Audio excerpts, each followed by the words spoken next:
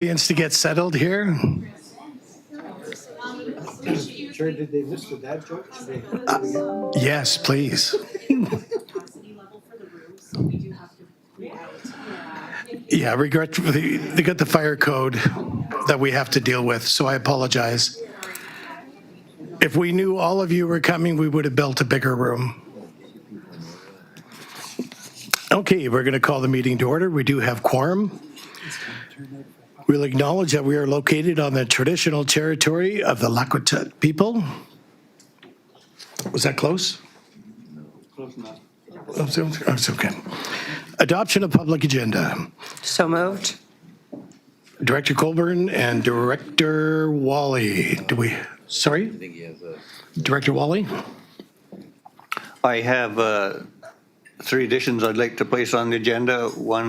Two are time-sensitive grants and aids, and one is a quick little motion about a procedure bylaw. Thank you. So we need to move the adoption or the agenda as amended. Anybody? Move adoption. Thank you. Second. So we have Director Rice, Director Chapman, discussion. Now, for the audience sake, please put your microphones nice and close so they can hear you. For discussion, all in favor? Opposed? Seeing none, motion is carried. Petition and delegations. I'm sorry? Sorry? Sorry to step back. I was wondering if we could actually move Yes. the decision on the ALR lands earlier in the agenda, because I know most of these folks are here, and rather than have them witness all the other stuff, that we could take care of that at the beginning, if that's possible. I thought all of you would want to stay to the end. Okay, we'll move number 12. Number 12 under staff. Number 12. Do we need a motion, please? So I'd make a motion to move number 12 under staff reports to As number one. to immediately after delegations. Second. Thank you. Okay. Should we not have it before delegations? No. I'd like to. Economic Development Services. So we have Rose and Leah will give a presentation on economic development service provided by the City of Campbell River.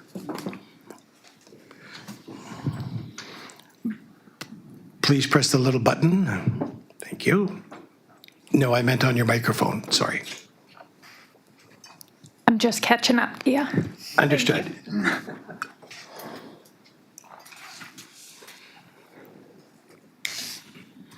Thank you, everyone, for having me. My name is Leah Knudsen, and I am the new Manager of Economic Development and Tourism for the City of Campbell River. For the past 3 years, I've worked with Rose Klukas, who unfortunately couldn't be here today because she is down in Cowichan. I've worked with Rose Klukas in economic development. She instilled the philosophy in me that working as a region is more beneficial than working as one municipality. A rising tide floats all boats. The communities and areas represented in the Strathcona Regional District, including Campbell River, all rely on each other for supplies, services, workforce, medical care, transportation, etc. So when the department is hosting a workshop or educational sessions for businesses, we welcome entrepreneurs and businesses from the regional district to participate. The resources available on the Virtual Business Hub are free for anyone to tap into. Through this way of serving the business community, we have seen amazing partnerships and growth. Some examples are the Gathering Place Trading Co. and Walcan, both with roots on Quadra, but have facilities in Campbell River. I could go on a long time about economic development services that the city provides, but today I would like to focus on the new tourism portfolio and the Destination BC co-op marketing application. Let's see if I can get this to go.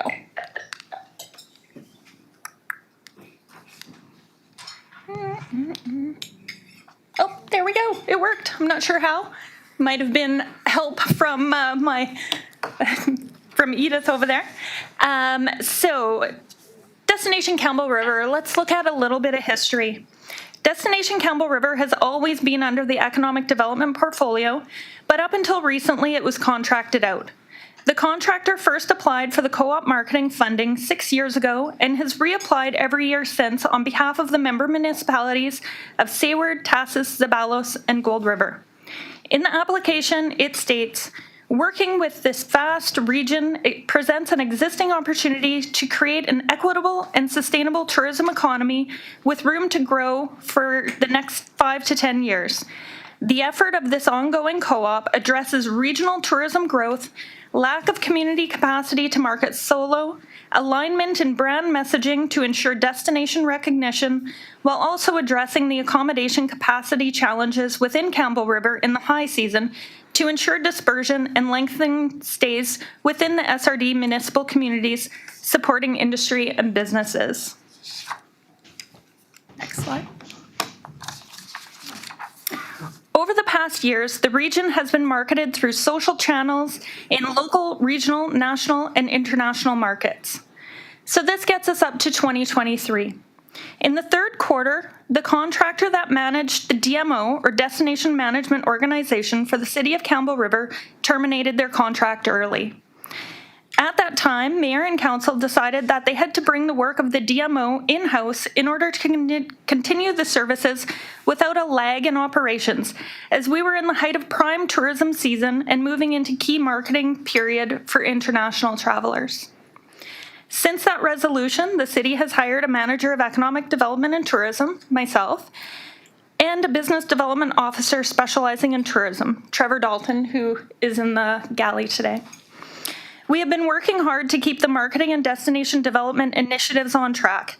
The annual tactical plan and visitor information services has been a top priority, as well as reaching out to communities in the SRD to get confirmation of the application for the co-op marketing funding. So, as mentioned, I've got some feedback here. Do we have anybody else open online? No? No. Thank you.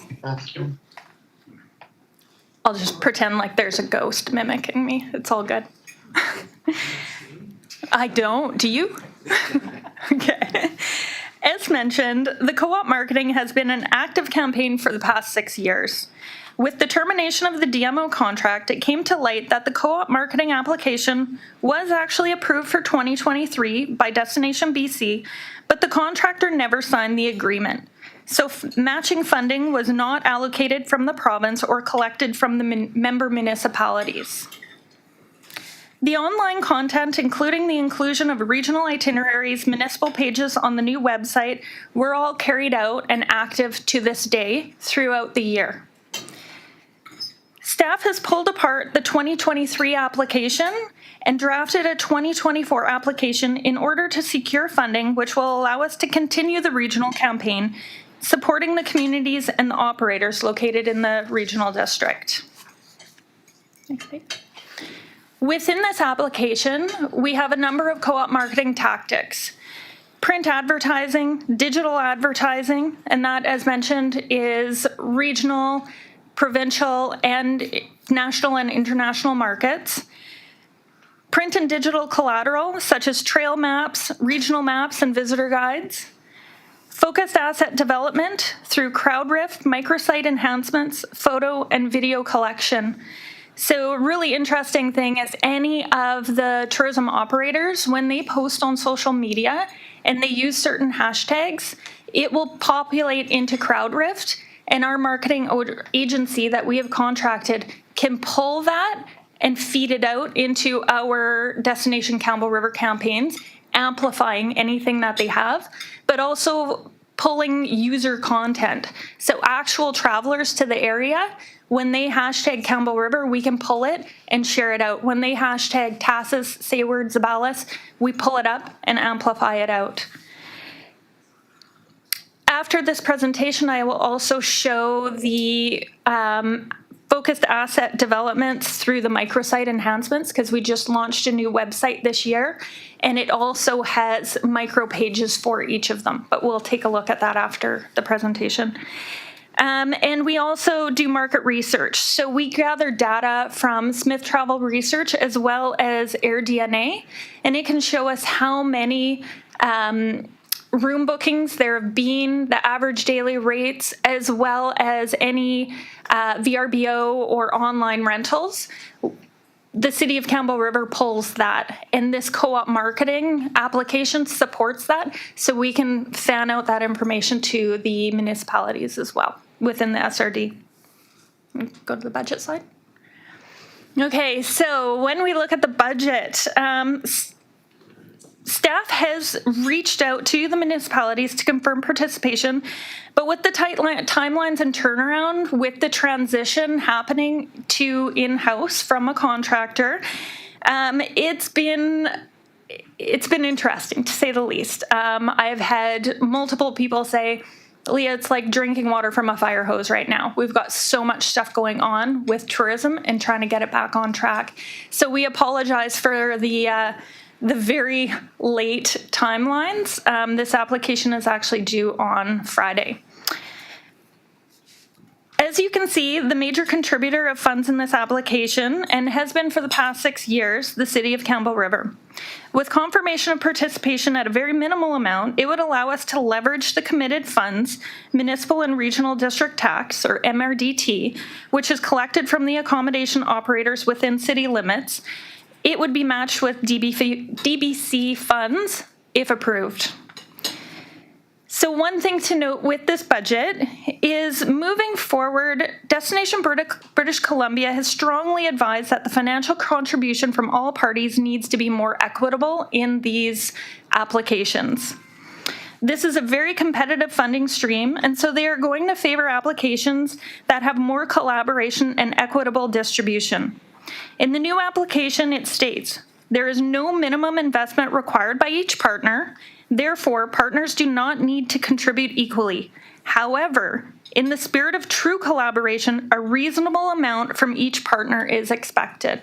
And as you can see here, the application that's going in, if we have commitment, would be around $65,000 that would be matched, making a total marketing campaign of $129,000. So that being said, in true collaboration and noting the tight timelines and the transition that's going on, city staff will be looking for more feedback and input into the marketing campaigns in 2024 from the member municipalities if this is supported. And we'll move forward if this application is approved in its current form. So if it is supported and we do get it in on time on Friday, we'll be reaching out and getting feedback and looking at it. If you could pull up the microsite, that would be great.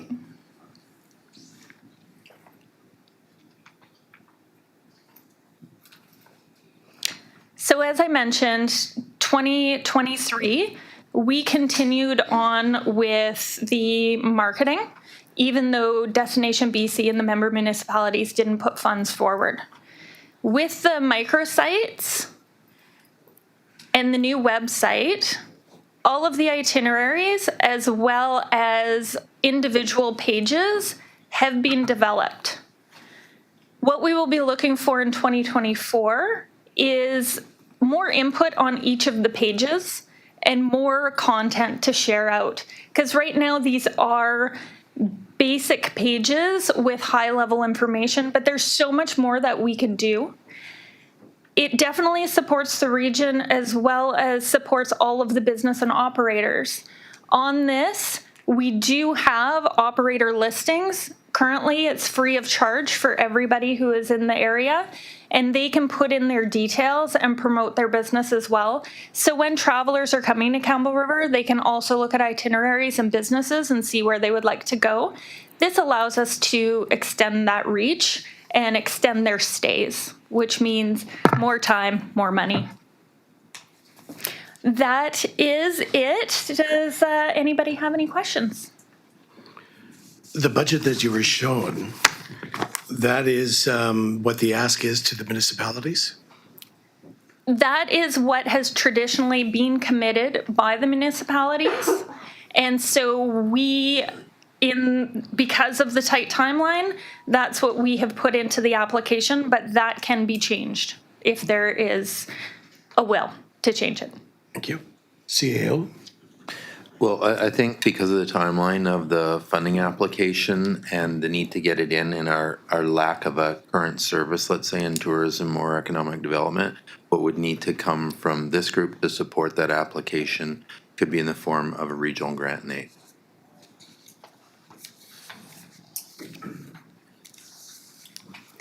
Director Colburn? Regional grant and aid for, To support the regional contribution to this program. I think the numbers you saw up there, I think it was $5,000. Is that what you're looking for, the number?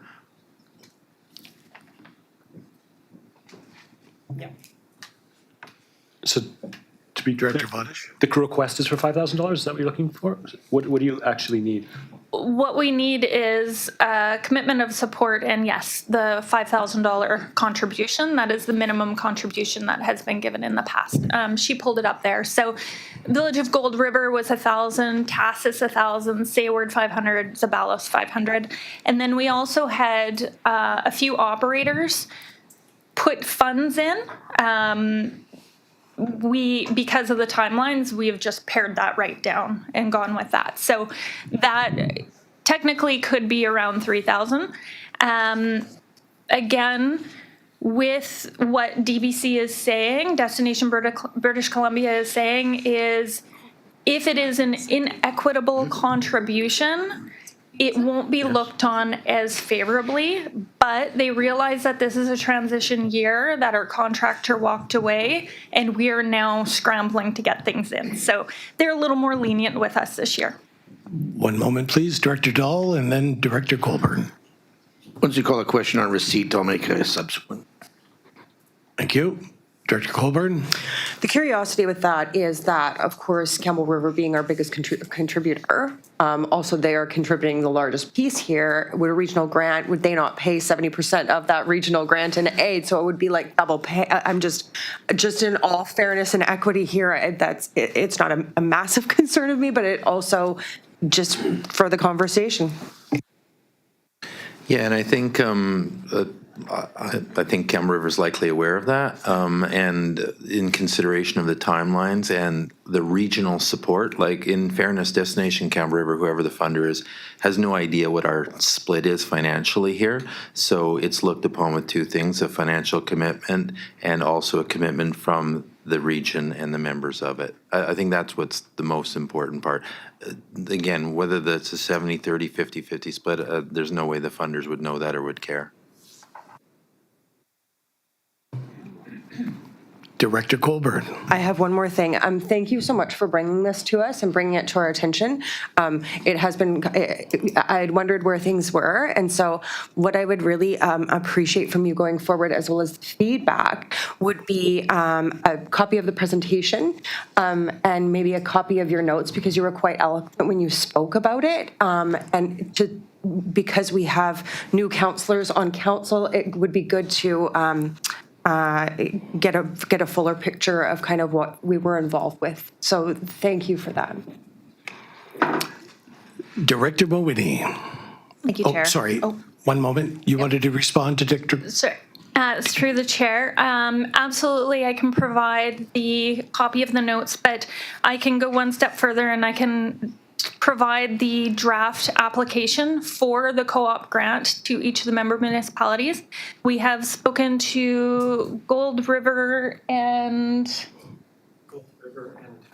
Tassis have responded, and Trevor sent them this yesterday. And so the CAO and Economic Development are looking over it. Okay. Director Mowini. Thank you, Chair. Well, you may have just answered my question, or at least partially, because I wasn't clear on this funding sources that's here on the screen. If those asks had been made to the municipalities, but they hadn't responded yet, and that was the concern, was that because of the timeline now we were going to do this year. Is that correct, that they have been asked as well? Yes, so through the chair, we have reached out when I first took on the role and identified that the 2023-2024 co-op application had not been signed and acted on by the previous contractor. I reached out to the contacts located within this document, and I heard responses from a few, but not all, and a lot of the responses were, I am no longer working for the village or that sort of thing. So it was chasing a paper trail. And then honestly, we got into the thick of doing the annual tactical plan, which is a requirement for our MRDT, which goes to council tomorrow. So I'll be doing another presentation. And then once Trevor was hired on, we started to focus on it again to get the information out and to try and pare it down. So it is really late in the game, and we do apologize, but it is an opportunity that we don't want to miss. And so being that I was coming to speak to the board, I figured I would see what the appetite was to enable to have this move forward. Within 2024, this is going to be a transition year for us. We're taking a lot of the groundwork that the previous contractor did, and we're moving it forward. But while we're moving it forward, we're also reevaluating and going, okay, what is working? What isn't working? Where can we find true collaboration? And where can we leverage our networks to be able to really support all industries, not just tourism, but economic development as well? Thank you. So let's get a motion on receipt, please. So moved. Second. Director Colburn, Director Vernesh. Further discussion? All in favor on receipt? Thank you. Motion is carried. Director Dahl, you have a subsequent? I'll move that the SRD provide a $5,000 regional grant and aid to support the co-op marketing application with Destination BC. Second. Discussion?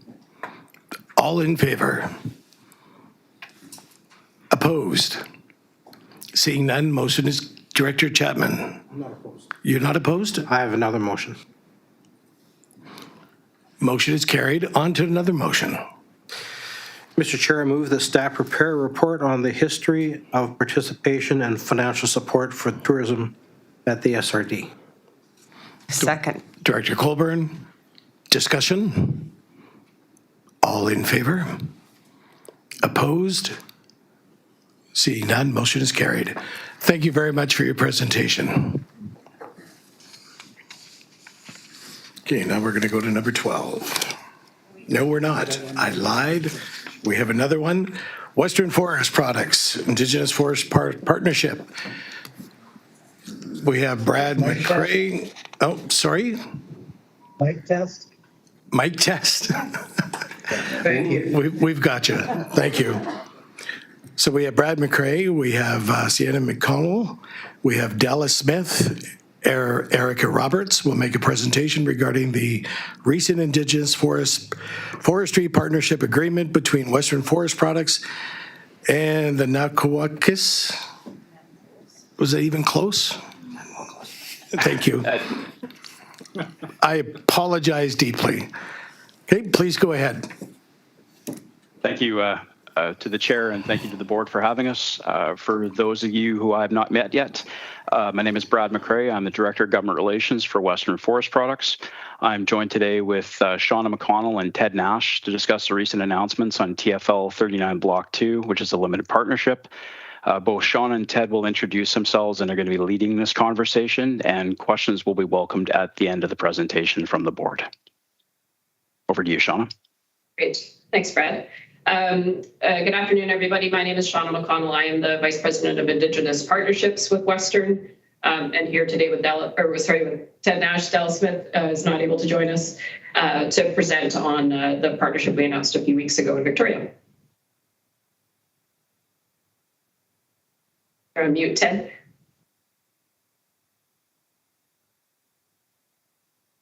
Can you hear me now?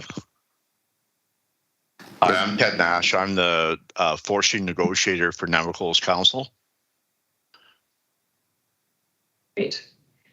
So we have a presentation to share. I don't know if you're going to run it there, Edith, on your end, or if I should share it from my screen here. Either way works. Brad had mentioned you would share it, but if you have problems, I can back you up. Yep. Nope, that's fine. I just need to get it going.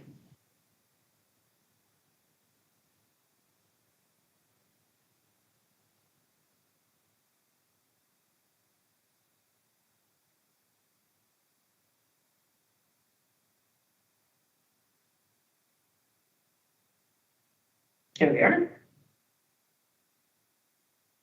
Presentation.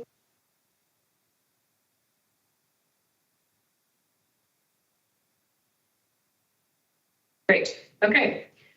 So as we've discussed, we're here today to talk about a landmark agreement that Western and 4 of the nations in your area, in particular in this regional district, announced with a press release that came out on October 23rd and an event that we had in Victoria on October 24th. Just by way of overview, and I'll invite Ted to jump in as needed, and if the board would like to ask any questions as we proceed through the presentation, we're happy to take them on the way. So the agreement is that 4 nations, Clawitsis, Wiwaikum, Wiwaikai, and Comox, will all together combined acquire a 34% interest in a new limited partnership with Western. The partnership will be established over what is currently Western's Mid-Island Forest operation, so that's just up the road from where you are and at our Menzies Bay operation, and then extending up, as you can see on the map here, north of Sayward and inland. The current AAC of that block is 904,000, give or take, cubic meters annually.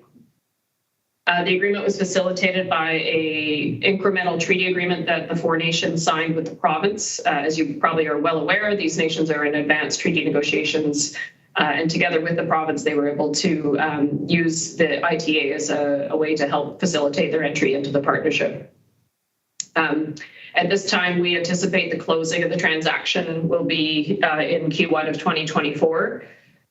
Currently, we're working with the province on 2 key decisions that need to be taken by the Ministry of Forests.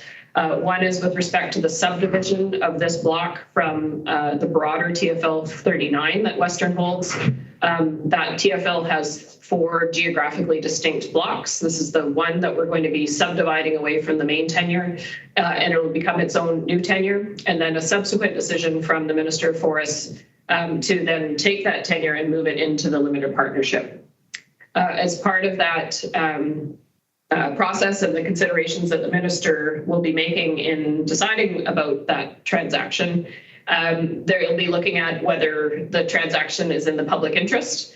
I think through Brad, we've shared a template letter of support if the board would be so interested in providing something to us that we could include in a subsequent submission to the province. It's anticipated too that the tenures branch will likely reach out to you and may ask the board's view on the transaction as part of their work. Anything, Ted, to add there? No, that's fine. Okay. So just some of the key benefits that we can highlight here.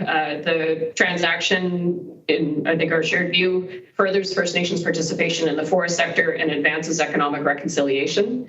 As you've heard in the last number of years, the province has been very keen on increasing the amount of tenure that's held by First Nations across the province. This provides a significant boost to the already established forestry businesses that all these 4 nations have, and will really increase the participation in that local business. We believe it sets a strong and stable foundation to continue to contribute to local economy and jobs, and we think this is probably a key interest of the board. The way the partnership will work is the folks who are working there today, the contractors who are working there today, will be moved over into the limited partnership and will continue their jobs there. Our intent is that we will close the transaction, and then the day following we'll start under the new LP. So it'll be a seamless, ongoing business there, which should provide that kind of comfort around that transition. And we'll get into this in our subsequent slide. We feel that this partnership, because of the work we have underway with the 4 Navajola nations, provides long-term clarity and stewardship for land management. And this comes through the work we're doing together under the Integrated Resource Management Plan.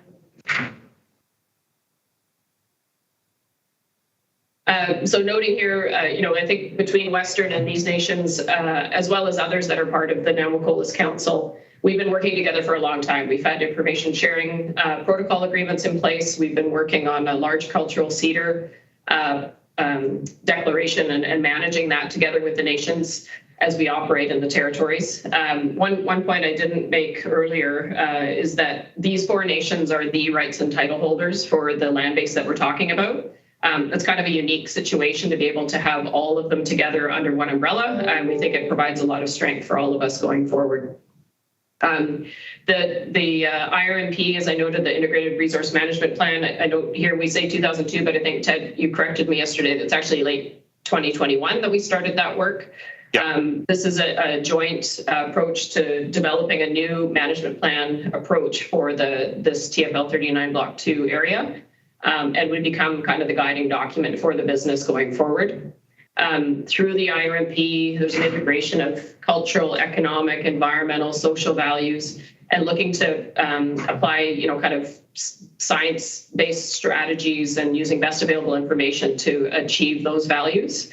I'm sure the IRMP team would be interested in coming to meet with you in time and talking about their project. Ted, I think the timeline is hoping to finalize the plan early to mid 2024. If we stay on track.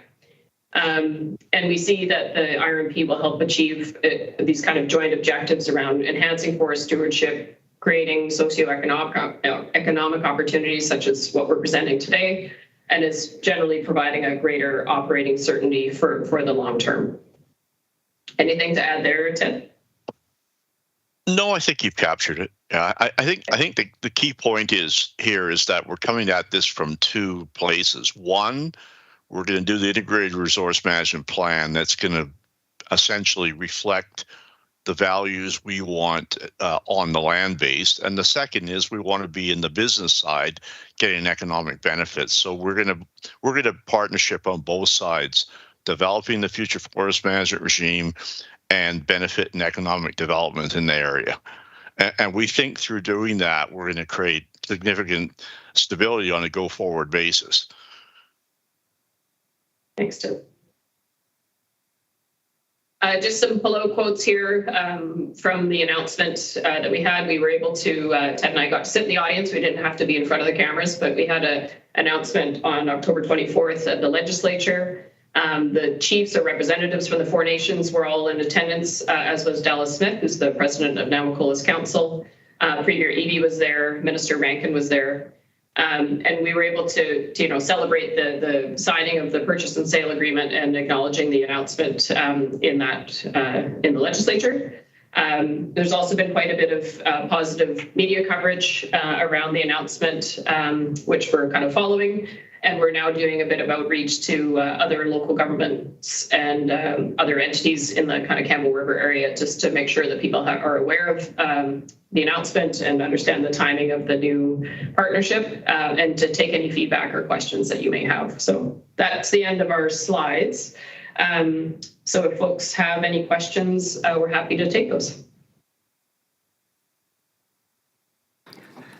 Directors, any questions? Oh, Director Sinnott. Yes, thank you, Chair. And thank you for the presentation.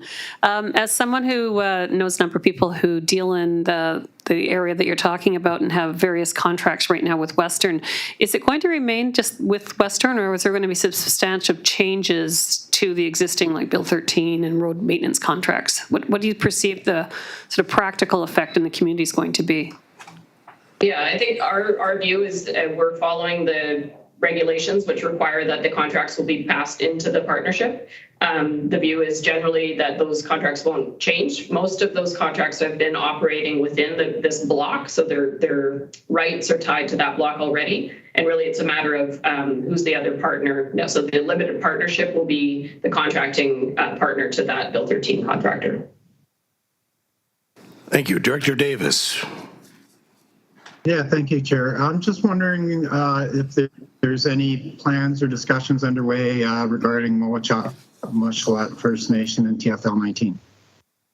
Certainly, we as Western have been engaged with Moa Chebutila. We've had a number of meetings kind of at a senior level, including with our CEO, meeting with the chiefs, Council of Chiefs in the last while. And we're, endeavoring to have similar discussions, I think is what we're framing here today. As you're probably aware, Mayor Davis, with their recent declaration around the salmon parks, we obviously have an interest in understanding what that is going to mean. But the idea about doing these integrated resource management plans, potentially concurrent with other discussions with nations is really a key part of our approach. And we're continuing to try to have those conversations with the MOCHA. Thank you. Director Mawhinney. Thank you, Chair. Thank you for the presentation. It was great to hear some more information about how this is progressing. I had a question around the, I'm just a little not totally understanding, 34% of one of the blocks in TFL 39, is that correct? And if so, is that block the only piece that is being included in the integrated resource management plan that is being worked on? So maybe I'll speak about the first part of your question, and then I'll turn to you, Ted, because I think you can speak a bit more about the IRMP as it extends beyond here. So yes, so the business will be set up around this particular block, block 2. I brought the map back up.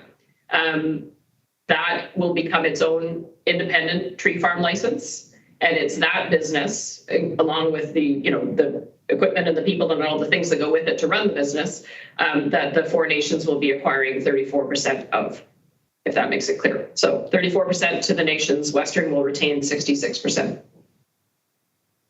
And then on the IRMP, I'll leave that to you, Ted, to speak to. Yeah, with respect to these four nations, they have, as you would know, they have territory here on Vancouver Island and also on the mainland. So the mainland share of their territory is already covered by the Great Bear Rainforest orders. So we're not planning to do anything more there.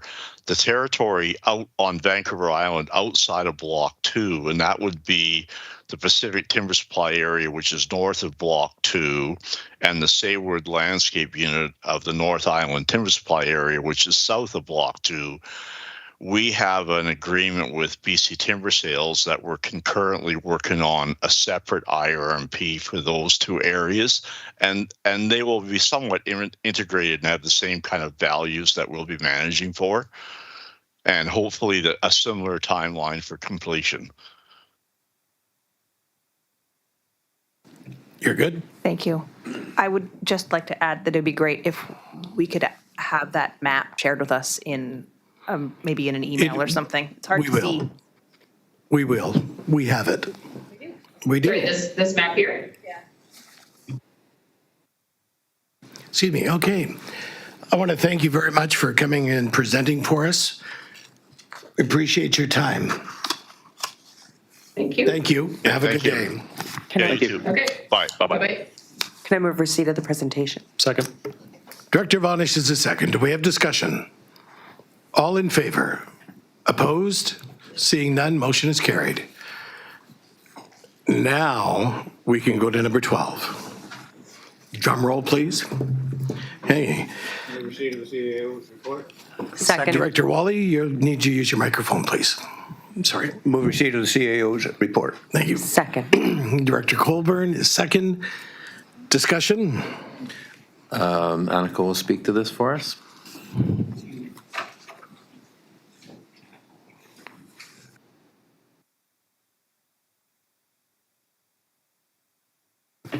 Sorry, through the chair to the board. Good afternoon. The application before you is a subdivision within the ALR application that was referred to the Strathcona Regional District from the ALC for our consideration prior to us proceeding with either recommendation for the application to proceed to the ALC for consideration or not. The proposal right now is for the applicant to reconfigure the existing ALR lands known as Shelter Point by creating 3 waterfront parcels of 1 hectare each in area, and then leaving a residual of 65 hectares. The application itself needs to be reviewed by the SRD prior to going to the ALC for its consideration. We do have the ability to prevent applications from proceeding to the ALC, especially where we see it being contrary to our local land use planning. If the board determines that they would like to authorize the application to proceed to the ALC, it would then go to the ALC for their consideration based on the merits of the proposal. Should the SRD board not choose to forward the application, the application would be closed and not continue on for consideration at the ALC. Given the fact that this application is inconsistent with the SRD's OCP and non-compliant with the zoning bylaw, should the application be considered at the ALC and approved, we would have subsequent steps with the regional districts processes, being an amendment to both the official community plan and zoning bylaw, and if those were to be approved by the SRD, a subsequent application to the Ministry of Transportation and Infrastructure for a formal subdivision application prior to the lands being registered on title as fee simple. Staff have reviewed the application as it's been referred to us. There are definitely a number of considerations that staff have come up with as part of that. When contemplating an ALR application, it's of the utmost importance that we determine what the overall agricultural potential is of the lands, and if there's the potential for agricultural productivity to be lost as part of the proposal and the contemplated development. It's unclear at this time whether or not the agricultural productivity would be affected, but the overall net benefit has not been identified by the creation of 3 fee simple waterfront parcels. We further recognize that the proposed development would include a utility corridor, which would have to go through ALR lands, and a separate 700-meter roadway, which again would be destructive to the agricultural lands and potentially create some land use conflicts between the roadways, the new parcels, and the agricultural farm use that's currently occurring. As we are unable to confirm the overall benefit of the application, there are a number of considerations that we don't feel can be addressed at this time, and some of the comments from the Ministry of Agriculture, we have not provided support for this, and it is our recommendation that the SRD board authorize the application to not proceed to the ALC. Thank you.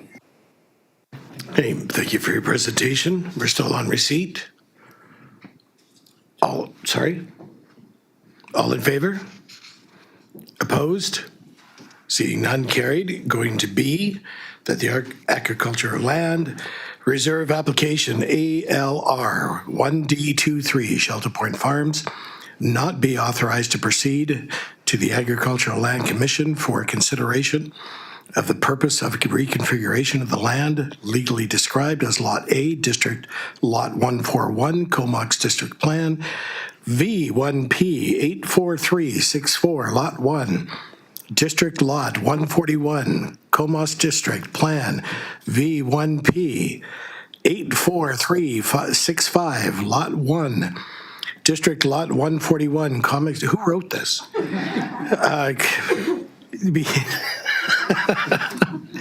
As indicated in the sketch attached by staff, reported dated November 16th, 2023. Do we have a motion? Director Wally. I'll move that. Second.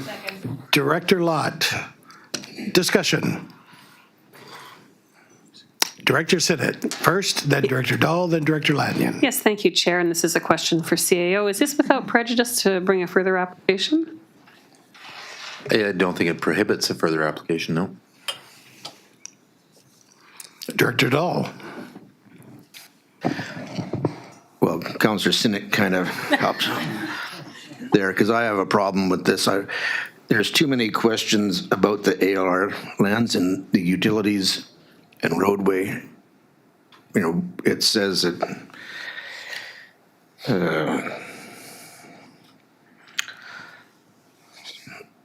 stoniness and low moisture holding capacity.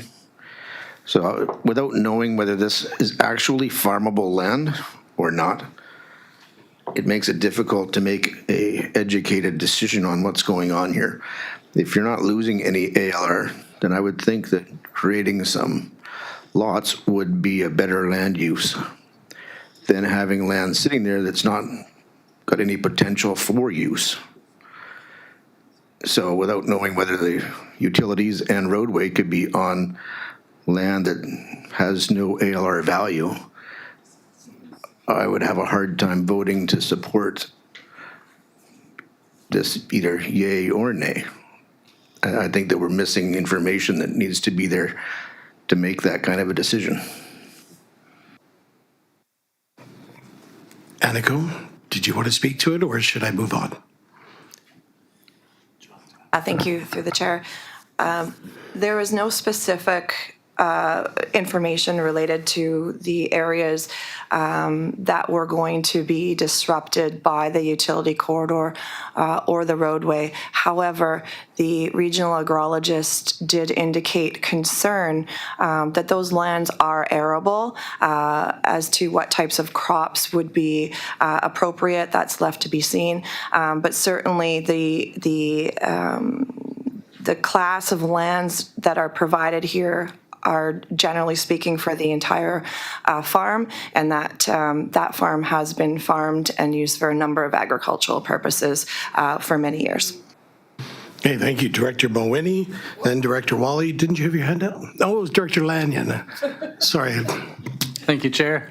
So I echo Director Dahl in that I just don't know what the intended use of those lots would be. And I think if we know there are downsides potentially in terms of loss of arable land due to the corridor for utilities and the road, but what are the benefits? Like, what are we giving up by saying no here? If it's an expansion of some of the existing like distillery operations or salt production or aquaculture, then I see that as, you know, a potentially offsetting factor for the negatives. But I just can't make that decision. So I have too many questions to have a negative opinion of this yet. Do we have, we'll go to Director Rice first, and then we're going to go to Director Wally. Thank you, Chair. I just wanted to say thank you to everybody that took the time to write emails in on this. There's a number of emails. I think at last count there was about 80. All of those oppose this, and I understand that. I do want to say thank you to the people that did show up here today. Where I'm encouraged with this is the fact that if we do make a decision to support the recommendations from staff, that it doesn't prejudice anything going forward. I think the report that staff have prepared stands on itself, and I think the recommendations are valid. So I'm going to be supporting that this is going to be denied, knowing full well that, you know, if Shelter Point wishes to bring another application forward, he can do so. Thank you.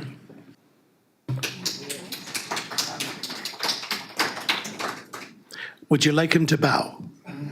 No? Okay. Anybody else? Aniko, did you have any final words? None? Director, I didn't forget you. I would never forget you. Director Wally. Thank you, Mr. Chair. I was just going to point out that agricultural land doesn't necessarily have to be growing crops like carrots and potatoes. You can grow beef, you can grow dairy, you can grow forage for cattle. It doesn't have to be plowable.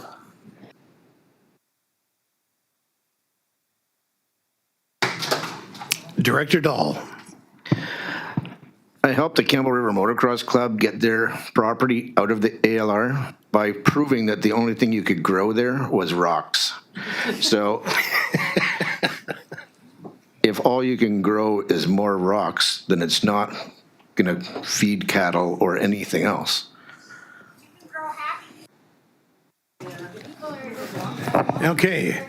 We got Director Lanyon, and then Director Kerr, and then Director Vonish, and likely Director Colburn.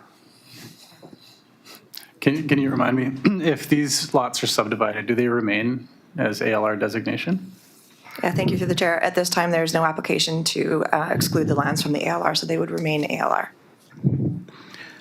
Okay, Director Kerr. Thank you, Chair Baker. I agree with the Director Dahl that what's missing is the other side, but I don't think that's the fault of the staff report. I do think that if the property owner actually wanted to make a point, that they should have been more forward in terms of explanation of what the future is for the properties. and perhaps seen as this isn't going to put a nail in the project in the future, that the next time they bring something forward, it has a better explanation of what their proposal is, and that way ease the minds of the neighbors and actually the board here in terms of that we're making the right decision. But I do think it's not up to staff to go out and solicit that information. I think it's on the part of the property owner to do that. Thank you. Next, we had Director Lanyon. You rescinded. Director Vodish. Just wanted to really appreciate everyone showing up here. I don't know everyone on the board got all the emails, but it was flooded. There wasn't anything. I didn't get one email in positive of this application. And I think it's really important for us to represent the public, and I think this land is more. It's more than a question of whether this is the agriculture aspect of it. It's a public access and an asset that I think needs to be protected. So I will be supporting this motion. Okay, is there anybody else? Sorry, audience, I need you to hold off, please. Thank you. Anybody else? Okay, so we are on vote. We're going to call a question. Call the question. All in favor? Opposed? Seeing none, the motion is carried. Okay, we'll move back to number 2, pardon me, F.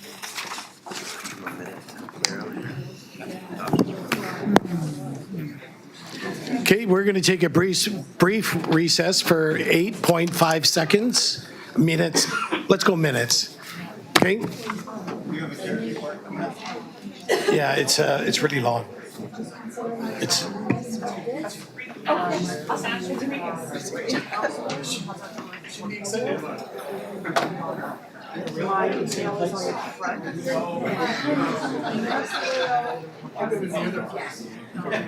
CC both of us on that, and then I can send you the presentation. I can have a conversation with Adrian O'Connor, and we can maybe, I know that this is between Europe here, so the timing is may not be an issue anymore, and I can let him know what has happened here today. I'll let both of them know what happened here today. Sure. And let that going forward and reaching out. Amazing. Yeah.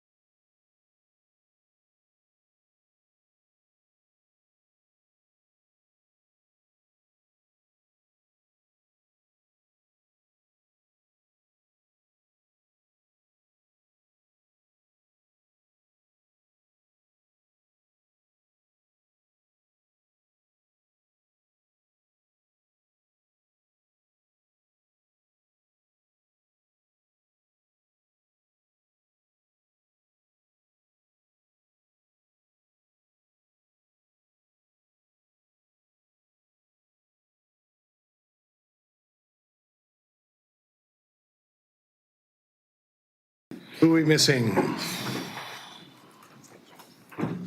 Julie. Vonish is here. Oh, I'm sorry, Von Esch. Von Esch is here. Is that, are you teasing us or? You're- Yeah, Von Esch was from Esch. It's a place in Switzerland. Von Esch, from Esch. There you go. You know, it's I thought you were taken me French. Over a year to I tell know, us I thought he was about French, that, too. right? You let us get But used you're to it. Swiss. Now Well, that we really have- explains After a year, after a whole year. Director Kurt, did you have your microphone on for? No. So that was probably Director Von Esch. We're just learning the correct pronunciation. Okay, so we're on F. Everybody, 2F. Well, not 2, but F. Adoption of minutes, that the minutes of the inaugural meeting, that was the regional board held on November 8th, 2023, be adopted. Move adoption? Second. Director Colburn, Director Mawhinney, no? Was that Senate? Hi. Sorry, discussion? All in favor? Opposed? Seeing none, motion is carried. G. Nothing? Yes, we do. Sorry, good thing Director Rice is paying attention. G, the following adoption of the previous minute meetings of the chair will provide an opportunity for directors to introduce further resolutions in respect to the matters contained in the minutes that are not otherwise scheduled for consideration on the current agenda. Thank you, Chair. I do have a, sorry. Thank you, Chair. I've got a motion that I would like to introduce, that the report on bylaw 519 Craig Road rezoning be brought to the December 13th, 2023 regular meeting of the SRD Board. Do I have a second? Director Dahl, discussion. Director Colburn, did you, no? Okay, all in favor? Opposed? Seeing none, motion is carried. Thank you. Public considerations? None. Notice of motion? None. Chair's report? None. Consent calendar, none. Committee chair's report. Electoral Area Service Committee, that the draft minutes for the regular meeting of the Electoral Area Service Committee held on November 8, 2023 be received. So moved. Director Bonish and Director Rice. Discussion. All in favor? Opposed? Seeing none, carried. Committee of the Whole, that the draft minutes for the special meeting of the Committee of the Whole that was held on November 8, 2023 be received. So moved. Second. Okay. And that was Colburn and not Senate, but Mawhinney. Okay. Discussion. All in favor? Opposed? Seeing none, carried. Strathcona Garden Commission, that the draft minutes on the regular meeting of the Strathcona Gardens Commission held on November 8, 2023 be received. So moved. Second. Director Senate, Director Rice, discussion? All in favor? Opposed? Seeing none, carried. Extra reports, none. Staff reports. Number 1, ESA Development Permit, DP 2D23, Sulk? Is that somewhere in there? Yep. Okay. That the report from the CAO be received. Move receipt. Director Rice? Second. Director Colburn, discussion. All in favor? Opposed? Seeing none, carried. And that the environmentally sensitive area development permit DP 2D23 Sulk, as attached in the November 16th, 2023 report from the CAO be approved, and that the corporate officer be authorized to issue the permit. Move recommendation. Director Rice? This is electoral areas only. Director Mawhinney? All in favor? Opposed? Seeing none, motion is carried. And electoral area D, water meter reimbursement option, that the report from the CAO be received. Move receipt. Director Rice? Second. Director Von Esch? Discussion? All in favor? Opposed? Seeing none, carried. B, you should jump in here anytime and say in its entirety. That would be helpful. That You could propose that. I think I just did, that the 100% known cost of the incurred by homeowners and installed water meters voluntarily be reimbursed to Area D, electoral Area D, water service budget provided that the home has not transferred to another party. Second. Director Lott with your microphone. Director Rice, second. Discussion. Director Sinnott. Yeah, I'm just wondering about this transfer. If you've got things that have happened, like a death in the family, and there's been a jointure transfer, is that going to preclude the survivor to get the benefit?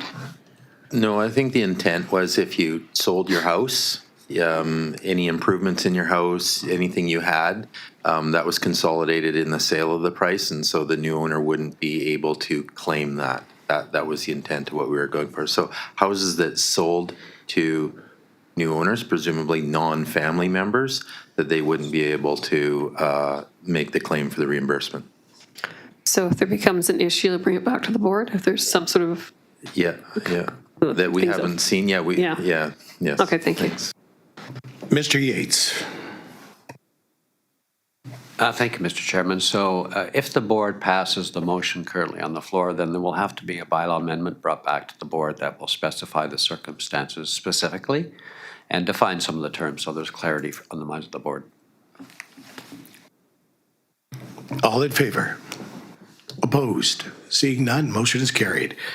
Number 3, electoral area board variance appointment. Report from the CAO be received. Move receipt. Director Mawhinney, Director Colburn, discussion. All in favor? Opposed? Seeing none, carried.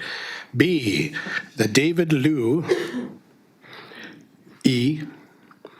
and Sue Ellingson, and Mary Story be appointed for a 3-year term. Is that the 3 of you will be back there? No? Okay. To the electoral board, variance effective November 23rd, 2023. Move recommendation. Director Rice, Second. Director Vonish, discussion? All in favor? Opposed? Seeing none, carried. And the request for financial assistance on Manson Hall heat pump. Move receipt. Thank you. Director Vonish, Director Wally, discussion? All in favor? Opposed? Oh, no, that's okay. Opposed? We're all good? Carried. B, that the report from the CAO officer be received. No, I did that, didn't I? What did I miss? I'm on B. Electoral areas only. That the report be prepared regarding the use of electoral area B gas tax reserve fund to assist with the purchase and installation of a heat pump for the Southern Cortez Community Association Hall at Manson's Landing. So moved. Director Vonish, Second. Director Rice, discussion? Electoral areas only. All in favor? I just said it. I just said it. Motion is carried. Thank you. Request for financial assistance, Cortez Housing Society, that the report from the CEO be received. Move receipt. Second. Director Vonish, Director Mawhinney, discussion? All in favor? Opposed? Seeing none, carried. Electoral areas only. I'm saying this for you, Mr. Lanyon. Okay, I apologize. That a report be prepared regarding the use of electoral area B gas tax reserve fund to assist in the cost of building a road infrastructure by Cortez Housing Society. So moved. Director Vonish, sorry, you didn't have your microphone on. I was having problems hearing you. Director Wally, discussion? All in favor? Opposed? Seeing none, motion is carried. Okay, consultation process, CP 2C23, RZ 5C23. Report from the CEO be received. Move receipt. moved.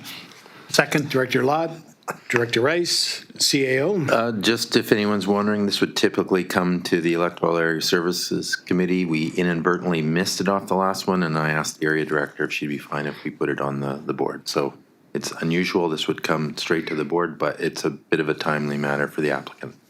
Thank you. All in favor of receipt? All opposed? See none, motion's carried. Electoral areas only, that the First Nations consultation process outlined in the staff report dated October 31st, 2023 for application of the CP2C23 RZ5C23 be approved. So moved. Second, Director Mawhinney, Director Rice. Discussion? All in favor? Opposed? Seeing none, carried. And that the agency referral list, as outlined in the staff report dated October 31st, 2023, for application CP2C23 RZ5C23 be approved. So moved. Director Mawhinney, Director Rice. Discussion? All in favor? Opposed? Seeing none, motion is carried. Strathcona Gardens service limits. The report from the CAO be received. So moved. Second. Director Chapman, Director Rice. Discussion. All in favor? Opposed? Seeing none, motion is carried. And B, that further report for the recommendations to address the current limitations of the Strathcona Gardens service be prepared for review. Campbell River and Electoral Area D only. Move recommendation. Second. Discussion? So that was Director Rice and Director Sinnott. Thank you. And no discussion? All in favor? Opposed? Seeing none, carried. Canada Building Fund, Strathcona Gardens, the report from the CEO be received. So moved. Second. Director Sinnott, Director Mawhinney, discussion? All in favor? Opposed? Seeing none, carried. B, that the chair and the corporate officer be authorized to execute and the proposed amendments and funding agreement for the project 17-2038 SPF, Strathcona Gardens Energy System and Energy Efficiency Upgrades to extend the deadline for the project completion from the end of 2023 to the end of 2025. All directors. Director Lott. Second. Director Chapman, discussion. All in favor? Opposed? Seeing none, motion is carried. Electoral Area D, transit improvements. Report from the CAO be received. Move receipt. Second. So we have Director Rice and Director Vanish. And discussion. All in favor? Opposed?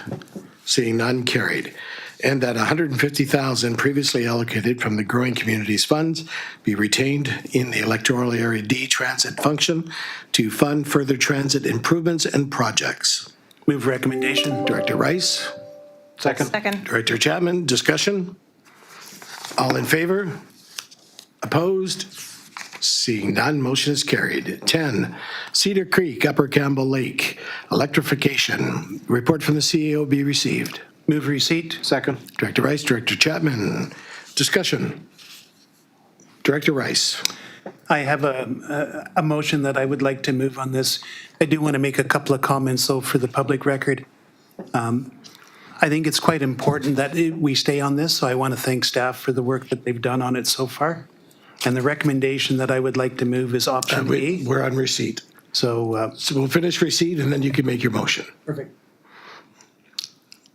All in favor of receipt? Opposed? And receipt is carried, and you're subsequent there. I'd like to move option A, that the regional district investigate the use of gas tax funds to cover the costs associated with obtaining a current design and cost estimate for the Cedar Creek Upper Campbell River Lake Community Electrification Project. We have a motion. Do we have a second? I'll second it. Director Vanish, discussion? All in favor? I just have a question. Oh, sorry. I don't know the details of this. First I'm seeing it. This is a $726,000 electric fence. Is that what we're looking at here? No. Okay. I'm sorry? Did you say electric fence? Yeah, is that what we're? No. $750,000 electric No, okay. fence. Okay. Director Rice? Yeah, I'm happy to comment on this. What this is that we've been exploring getting electricity up to the Upper Campbell Lake. Okay. There was a project, staff have done a lot of research on this and going back. There was a project from BC Hydro. Unfortunately, they ran out of funds. That project was a decade ago, and then there's been no effort since then to see if there's any options to bring hydro up to the Upper Campbell Lake area. When we were up there this summer doing some other work, it came about that residents are still very interested in having hydro up there. Staff have put a lot of time into talking to BC Hydro. There are no programs right now for us to take a look at, but the stumbling block is the fact that we have to establish some costs. So that's what this first step is that we're looking to see if gas tax money can be used for it. Then we can make the first step, and hopefully from there, we can start finding out what other options are there. Other than that, there are no options, and this will just fall to the wayside. The thing that I want to point out is that this is getting more and more expensive as the years go on. So we've already, like I said, this has been sidelined for over a decade. Let's pick it up. Let's keep the momentum going on it. If I can't use gas tax money, and I'll know when staff come back with a report, then we'll take a look at other options. Thank you. Director Goulburn. So as I read this, my curiosity is so that the $726,000 will be given to BC Hydro to do this work to upgrade the costs. Am I correct there or no? Mr. Yates. Thank you, Mr. Chairman. My understanding from the motion is that staff will come back with a report advising the board whether or not gas tax funds could be used for that purpose, and then the board would decide whether or not it wishes to provide that money to Hydro, presumably. And further to that, I think it's interesting that Hydro came 10 years ago with the project in mind and then now has, and it was sidelined for so long. It's putting bad money after bad money, it seems, as although I understand the conversations that staff have had ongoing with BC Hydro, it just seems, yeah, it just seems, why wasn't it done 10 years ago by BC Hydro? That's all. Thanks. Director Wally. Just a question to the Chair, Director Rice. How many homes are out there? I believe that it's about 55. Substantial. Okay. Anything else on discussion? All in favor? Opposed? Seeing none? Carried. Excuse me. 11. Registration of Section 219 Covenant 3680 Gold River Highway. Report from the CAO be received. Move receipt. Director Rice, Director Colburn. Discussion. All in favor? Opposed? Seeing none? Carried. Chair, I move that the recommendation contained in the November 16th, 2023 report be received in its entirety. Beautiful. Do I have a second? Second. Director Rice, Director Mawhinney. I thank you. I had a question. Is now the right time to ask that, hopefully? It is. This is the first time I've seen a covenant like this, and I would imagine that the mudslides and rock falls and avalanches that the report talks about would be much more hazardous during the winter months. What I'm curious about is the report states that the intended use is construction of a seasonal home. Once a home is built, does the regional district have responsibility or liability to ensure that the home is used seasonally rather than year-round, considering the potential for more problems in the winter? Aniko. Thank you. Through the chair to the board, we do not regulate the use of dwellings for seasonal use. The registration of the covenant on title is the effective measure to ensure that that occurs. I guess in the event of a incident, it would be up to the insurer to determine whether or not the intended use was being used appropriately or not. However, the registration of this covenant does ensure that the development has been constructed as per the geotech report, and that anyone who purchases the property in the future is aware of the covenant and the intended use of the property, and further saves harmless the regional district should an incident occur. Okay, so all in favor? Opposed? Seeing none, carried. 13, budget surplus report. The report from the CEO be received. So moved. Director Colburn, Director Vanish. Mr. Chair, if you can, so Mike is just going to do a little presentation for us, and it's less about the numbers in the surplus report itself and more about what the surplus is and what you should be looking at in terms of what I would like to say the health or the temperature of each service moving forward, and what the surplus means, what the timing of those surplus is, and if it's a tool that we hope to help you lead into next month's budgeting meetings in terms of what you may be looking at for services. And this should give you a good indication of what they're looking at.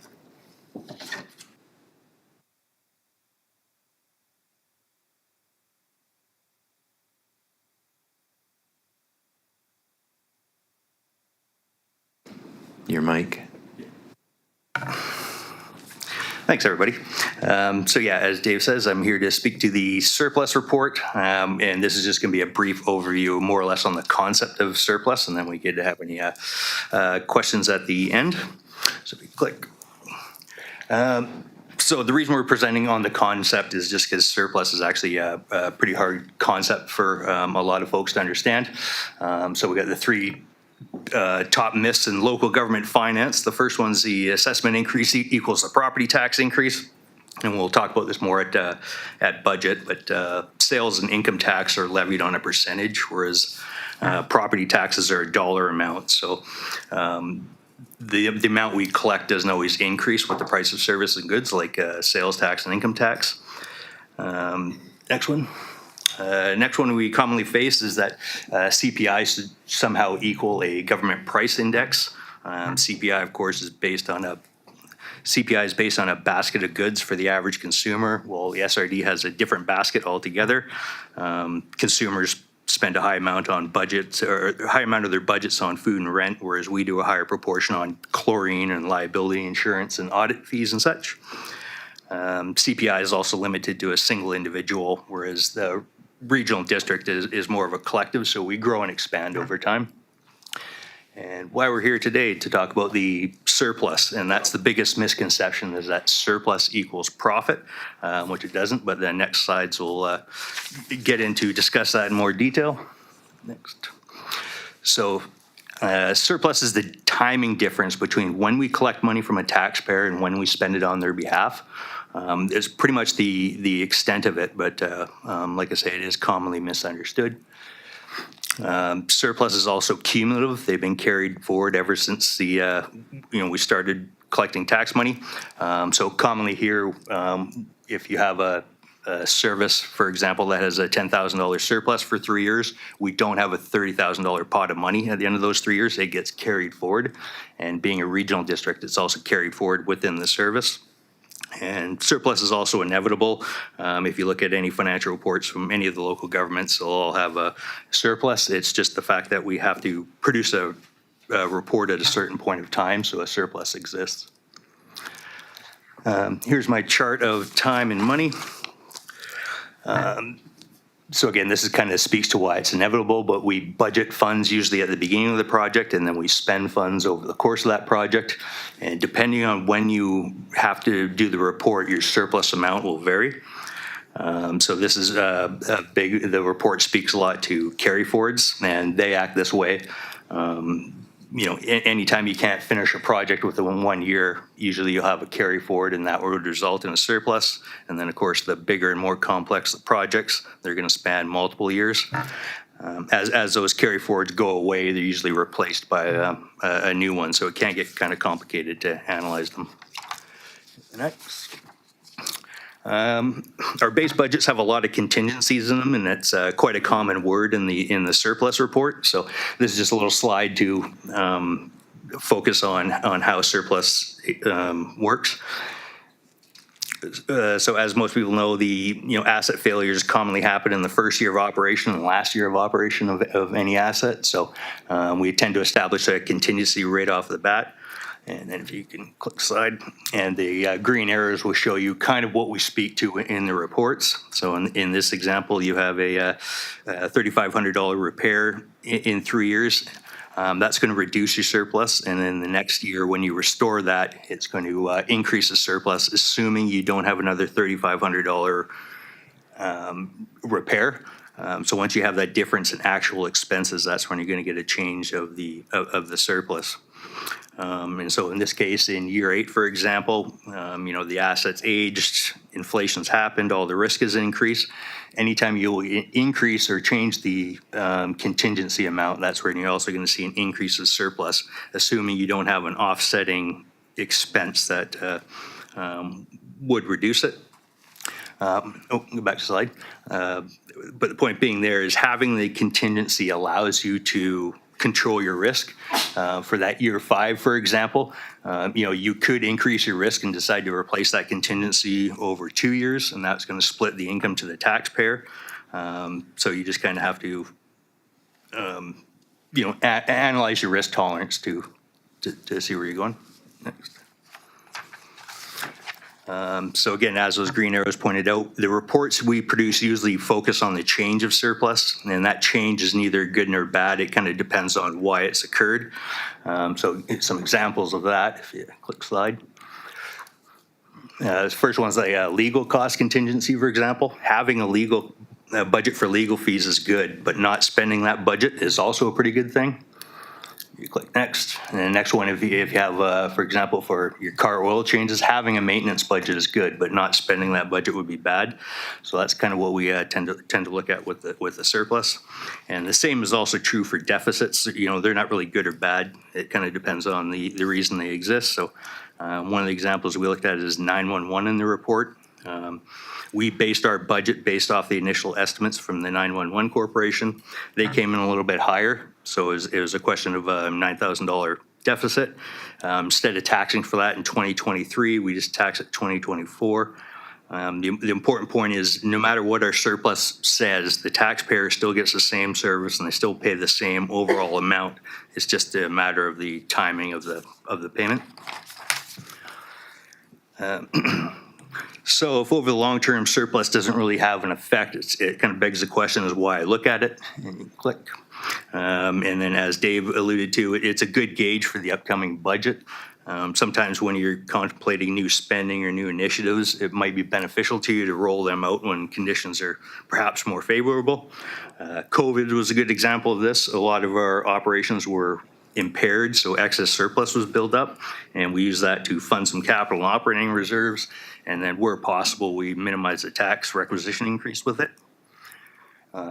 Next thing it does is it analyzes, a lot of the larger projects to see the carry forwards, and then that's going to impact your next year's operation work schedule. And click. And last point, it also helps, identify your risk. If you run deficits year over year, you might want to look at, your operating reserve levels and such to better control it. So this is the SRD's consolidated surplus. And then as you can see from 2020 to 2021, there's quite a jump, and that was basically COVID. You had all the supply chains were halted. We had employee turnover, but it was hard to onboard new people. Assets were aging faster than we could replace them. Workloads stacked up, and the surplus rose. Now we're going to see a reversal of that trend, but it probably won't go down to the old, the prior levels, just with, we have inflation, aging infrastructure, more services, more projects, so all that equals more risk to manage. So if anybody has any questions on surplus, now's the time. We just want to remind people that we have the 2 budget meetings coming in December and the Strathcona Garden meeting come up, and these surplus reports will be the basis of a lot of that discussion. As we go into the 2024 budget sessions, we're also going to have the opportunity to see all updated surplus numbers, and then as we get all the costs and everything finalized for the year. So that is the report, but if anybody has any questions on the actual surplus report itself, or feel free to talk about them. Anyone? Director Mawhinney.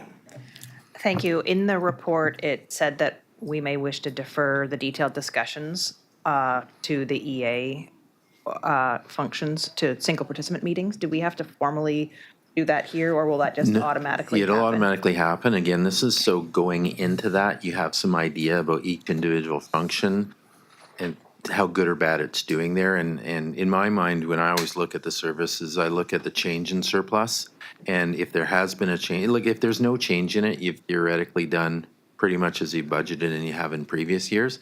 If there has been a change, good or bad, why is that? So it's an opportunity you look at, and we've tried to identify in there. So if you've seen a change, why has that change happened? And an easy one I can pick out here is if you look at government admin, there's a big change in surplus from a traditional year from last year to this year.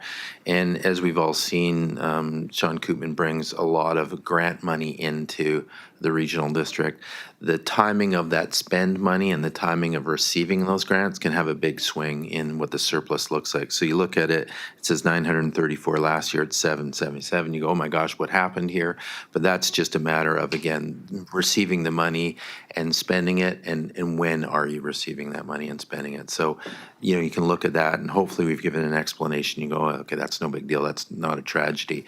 If you look at, let's say, Q Cove Sewer, and you see a decline, what we've tried to identify to you is why that surplus is declined, so you can see it, make sense to you, and then when it comes to the one-on-ones, your input is, you know, subject to knowing, you know, the health of that service, if you will, and what's impacted it. Anyone else? Okay, we're still on receipt. All in favor? Opposed? Seeing none, carried. Number 14, request for financial assistance to Campbell River Search and Rescue Society, and the report from the CAO be received. Move receipt. Second. And that was Director Vanish, Director Rice. Vanesh, sorry. All in favor? Opposed? Seeing none, carried. B, that the board approve a grant for the Campbell River Search and Rescue Society in the amount of $4,000 to assist with costs associated with replacing personal protective equipment to be paid from electoral area D, grant and aid budget. Move recommendation. Director Rice, Second. Director Mawhinney, discussion? All in favor? Opposed? Seeing none, carried. That was all directors. Okay, 15, request for financial assistance, electoral area B, all directors, that the report from the CAO be received. So moved. Director Vanish, Director Colburn, discussion. All in favor? No? I have some discussion. I just wanted to make a few comments. Just wanted to explain what I did for grant and aid process this year on Cortez Island. Basically, my role this year was to tell people there's $25,000 available for grant and aids and give the parameters of what the grant and aids can be used for. And then I had the Cortez Island Community Foundation receive those applications, put together a volunteer jury who met over 3 different days to review the applications. There was approximately $60,000 of applications that came in, and these were the choices that they made based on needs in the community, also considering what organizations had received grant and aid in the years closest to us. And so I didn't have any decision-making in this. It was really, I put it up to the community. Now I'm bringing these recommendations forward. Thank you. CAO. Again, just, I think the intent was noble and good, and what the committee that Director Von Esch has struck was unaware that we have a grant and aid policy in there, and so I don't think they were able to be given the filter that we would typically have. So you wouldn't usually see this format in there, and because it went through EASC with that, I've just inserted for board's information the policy in terms of grant and aid and how we and what the parameters the board have set out to award those funds. So going forward, we should pay close attention to the policy. All right. All in favor? Opposed? Seeing none, motion is carried. Request for financial assistance, Electoral Area B, Cortez Island.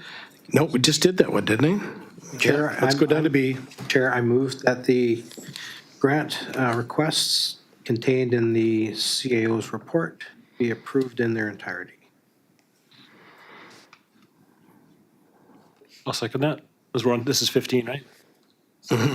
Yes. 15. 15B. Okay, so we have Director Chapman, and then we have Director Von Esch as the second. Discussion. This is for all directors. Okay, all in favor? Opposed? Seeing none, motion is carried.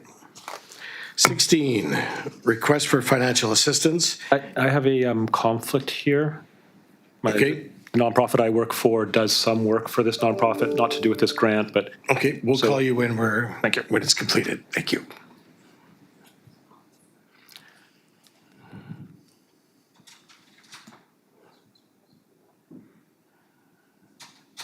Move receipt of the report.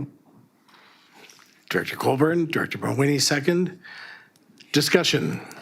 So again, this one's a little bit unique. We don't often have this circumstance, but Director Von Esch has a conflict, and at EASC, he removed himself from the discussion.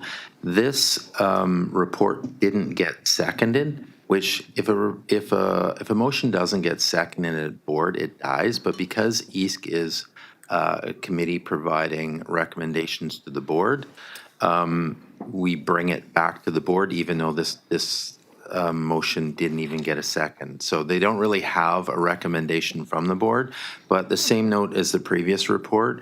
In here, one of the grants in aid, or this grant in aid, is in contradiction to our policy in terms of awarding money to other senior levels of government. So, and so therefore I put options on here. If those that did or didn't read it, our policy for grants and aid is to not provide money to other senior levels of government. Okay, folks. Any other comments? Director Mawhinney? Thank you. Well, I did read the report, and I do understand that policy, and obviously it makes sense. It's for a really good reason. It seems to me from reading the report that this grant and aid would not be actually funding anything that the school board is willing to fund. And as a result, and of the community desire for these activities and supports, that the director has forwarded this application to us. So, yeah, I think that if it, how do we feel about it if it's something that the board, that a senior level of government isn't funding? Just for your information, you just voted in the previous report to support funding a senior level of government. I'm just saying you voted in contradiction of the policy 2 minutes ago. Yeah. I believe there's a reason why we have a policy, folks. And giving money to other government agencies, I disagree with. So, Director Mawhinney. Thanks. I felt like this is a society, and which is maybe separate than a school. And Yeah, I think the funding is shared between the school district and the society. The school district is a partial funder, as I understand. of the academy. Yeah. Society, however that works. Okay. Because something that I, as a Quadra Island resident, have noticed is that, and having my kids going through the school system, kids on Cortez And the outer islands have they have a much harder time being in high school because they have to travel to Campbell River. And this academy that has been started on Cortez is one which is keeping more kids in school and allowing kids from the outer islands and from Cortez Island to be taking high school classes on their own island instead of having to be, they can't, if you live on Cortez or an outer island, you can't actually commute to high school. You have to move here, either with or without your family. And as a result, there's a lot of kids, and I'm sure there's maybe other communities here that are remote and rural that have the same struggles where kids end up not completing high school because of the challenges. And this academy and the Cortez Island Academy Society has been created to try and face those challenges and keep more kids in high school. So I am in support of it. Most communities also have PACs, right? The Parents Council, where they go out and they do fundraising and so on and so forth. And I think that's an avenue that people should be using opposed to coming to us to fund the school board, myself. Director Colburn, no. We're going first to the CAO. Okay, I don't mean to be that guy, but here's another challenge we've had with the grants and aid is that, and I think the idea is great that there's an advisory committee to the director, but what looks like to me that we didn't receive is the school district makes a grant and aid request to the Cortez advisory group. The advisory group says, yeah, that sounds fantastic, and it comes to here and we pay it. Like, in my mind, if the school district had sent the staff a request for grant and aid, I would have turned around and said, we don't fund senior levels of government. Just like if you can imagine if I sent a grant and aid request to the school district saying, hey, can we get 50 grand for a generator in Campbell River? You know, I know what the answer would be. So again, I think the idea is great having community advisory groups, but what's happened here again is there's no filter from that group and it shows up at the board. And I don't think anyone would argue that the need is there and it's supported, like there's no doubt, but this is offloading of other, like the school district, asking us, and I have to assume because I haven't seen it, has the school district asked the society or the director for money? Because I don't know. So I know in the last report that just went by, I think it was for a generator, the school district, I'm presuming, asked the area director and the advisory group for money for a generator. If again that had to come to me, I would have sent it back, said we don't supply that. So I think the messaging is that God, if I was a school district, I'd keep sending grants and aid requests to these groups, right? And that doesn't happen. It should come here, but they don't. So the need is there, but who should pay for that? So now we're paying for generators for the school district. Not that the kids and the students and everyone doesn't need it, but are we the people to pay for that? Director Lanyon.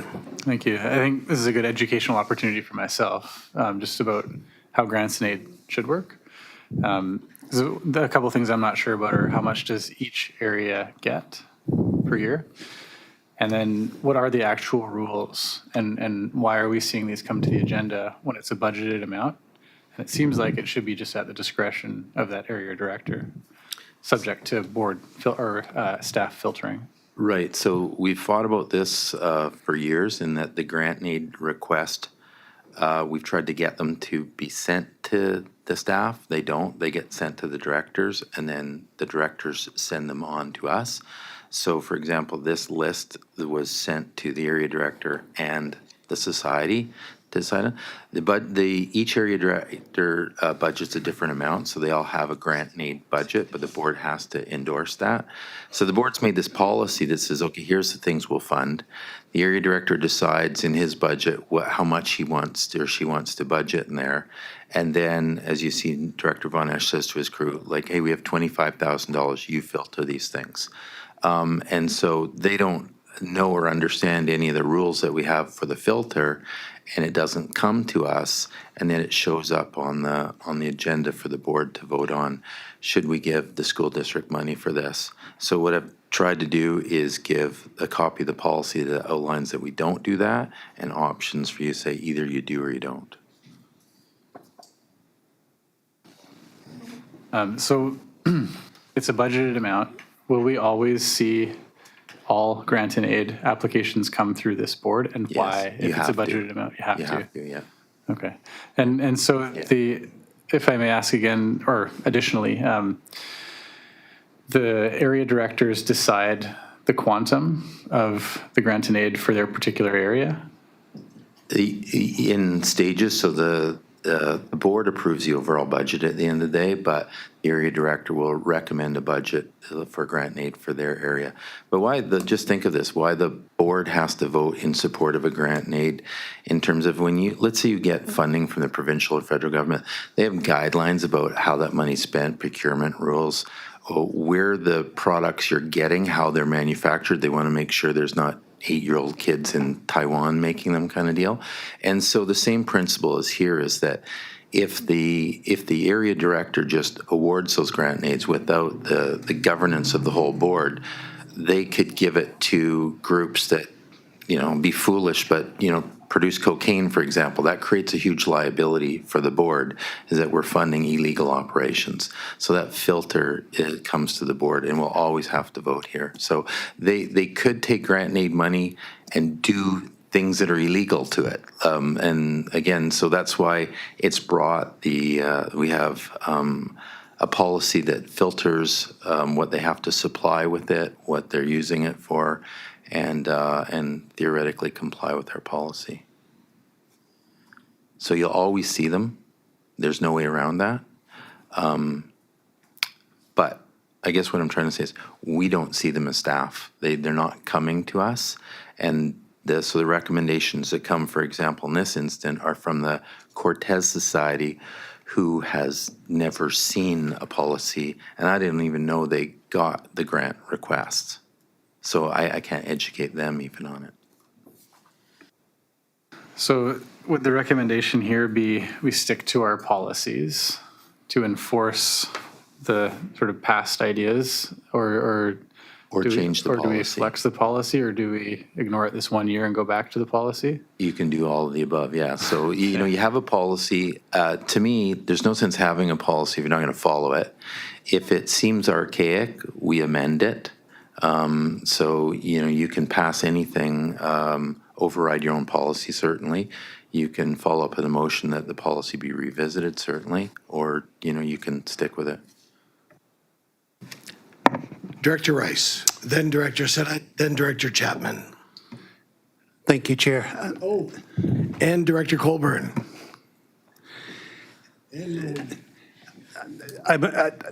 Thank you for the clarity. I mean, I've been confused on these. When I saw the previous one that we just voted on, there was the flag from staff. I was expecting when that particular item went to the East Board that there was going to be a discussion on it. I was kind of shocked that there was no discussion on it. And right away, it was sent to be moved, and neither here nor there. The second one had exactly the same flag from staff saying that is against our policies. I think policies are important. Policies provide clarity. And if we follow policy every time, we have predictable results. We've already strayed away from that on the previous motion, and now we're going to potentially do it again. We either stick to the policy or we don't. It's that simple. If we don't like the policy, then it's an opportunity for us to bring it back and amend it. That's my feelings. Thank you. Director Sinat? Yes, thank you, Chair. So I have a question for staff. Are we able to reconsider the previous motion on accepting the other grants? I'm thinking if the policy wasn't followed, and I admire the sort of effort of getting a community foundation to try and do the work, but I would suggest that it should have been sent back to that community foundation with the policies and said, follow the policies. Because it's not fair to the other applicants who might have qualified and the ones that shouldn't have qualified. And I think we're going down a pretty serious path. We can correct this. If it's not a timeliness issue to get these grants and aids out the door, I'd like to hear back from staff if there's a process we can go back and fix this. Mr. Yates. Thank you, Mr. Chairman. So yes, the board could reconsider the earlier decision on item number 15. 15, I'm sorry. The board could reconsider that and then make a new motion to exclude one of the grant requests from a subsequent motion if it wished. And you can do that today or at the next meeting. It would have to be made by someone who voted in the majority on the motion. Is it possible to have staff assist us in drafting that wording? Of course.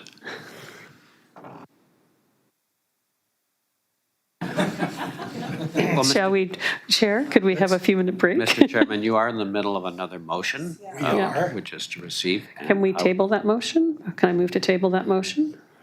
I want to speak to that one Okay. still. I'm sorry? I think we can rectify this today. I agree. Okay, first we'll go to Director Mawhinney. Oh, is Director Colburn? That was on the list too. No, Director Chapman. I was trying to be a gentleman. Go ahead, Director Chapman. Not saying that you're not. Chair Baker, that was a good attempt at being a gentleman. When I passed that resolution, made the resolution, I assumed that the Cortez Island School was a PAC. And if it is not, then after we finish receiving this, I'll make a motion to go back and remove item number 5 in number 15, because it appears to be a school-related issue specifically. And I appreciate the clarification from our CAO on how this has been working. So I'm quite prepared to make a resolution after we finish receiving this one and deal with it, to go back and reconsider that resolution today. On receipt. Wait, I was just checking to see if you're awake. Director Colburn. So a couple of my concerns have already been brought up. And I really actually think that it's in its entirety. So after there's a subsequent, I'd be willing to make another subsequent, that bylaw be looked at. That's a Comox Strathcona bylaw. It hasn't been reviewed since 1997. And I think in order to bring it up to a level where we want it to be, where we're comfortable with, there are things in there, should be referred to the secretary on the application form and all of those kinds of things. So I think maybe this is a good time to have a look at that and say, what applies, what doesn't, what needs to be updated. If I can just jump in there, don't disagree 100%. I think in my time here, 2 or 3 times we've tried bringing that back. So, Okay, we're still on receipt, just so everybody knows.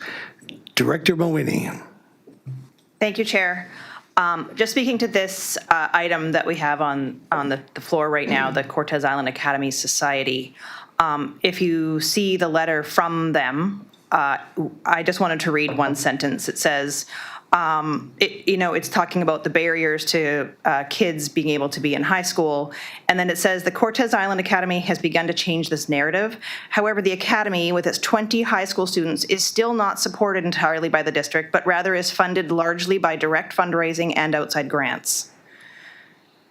And then they go on to say that they're allowed to use one of the portables at the school, but there are 20 high school students in the school's retired desks designed for elementary students, and they're facing a lot of challenges. And the fact that this application is for a society which is trying to make changes and better the outcomes of high school students, I think is valid, and I will be voting in favor of this one. Thank you. Director Colburn, then Director Wally, and then we're going to vote on receipt.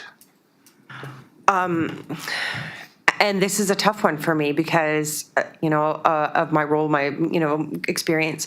But I do believe that in that policy, the intent of what I read was the stand of not allowing senior levels of government to download responsibility to boards and to, and so I would rather see us write a letter to the school district and say, why are you not funding education for people to live where they live, learn where they live, right? Those kinds of things, and upping that budget rather than doing it this way, because it does go against our policy. So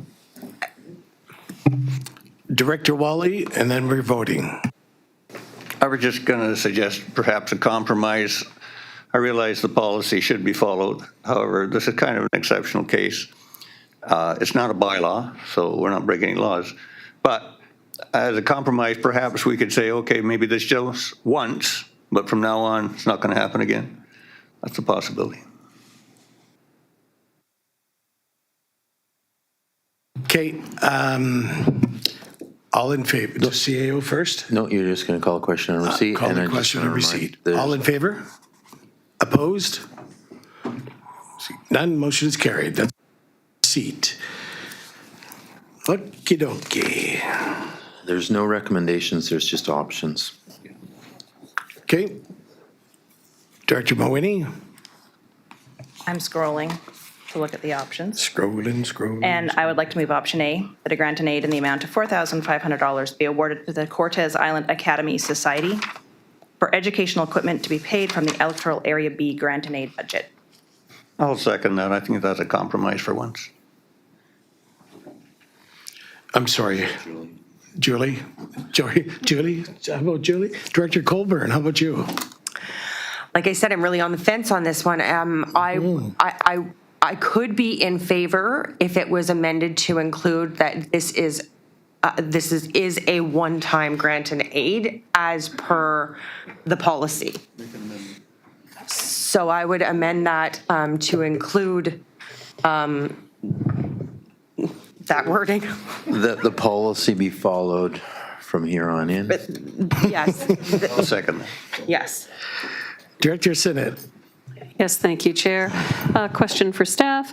Have we not already allocated the entire budget of $25,000 with the previous grants, and do we have budget for this item?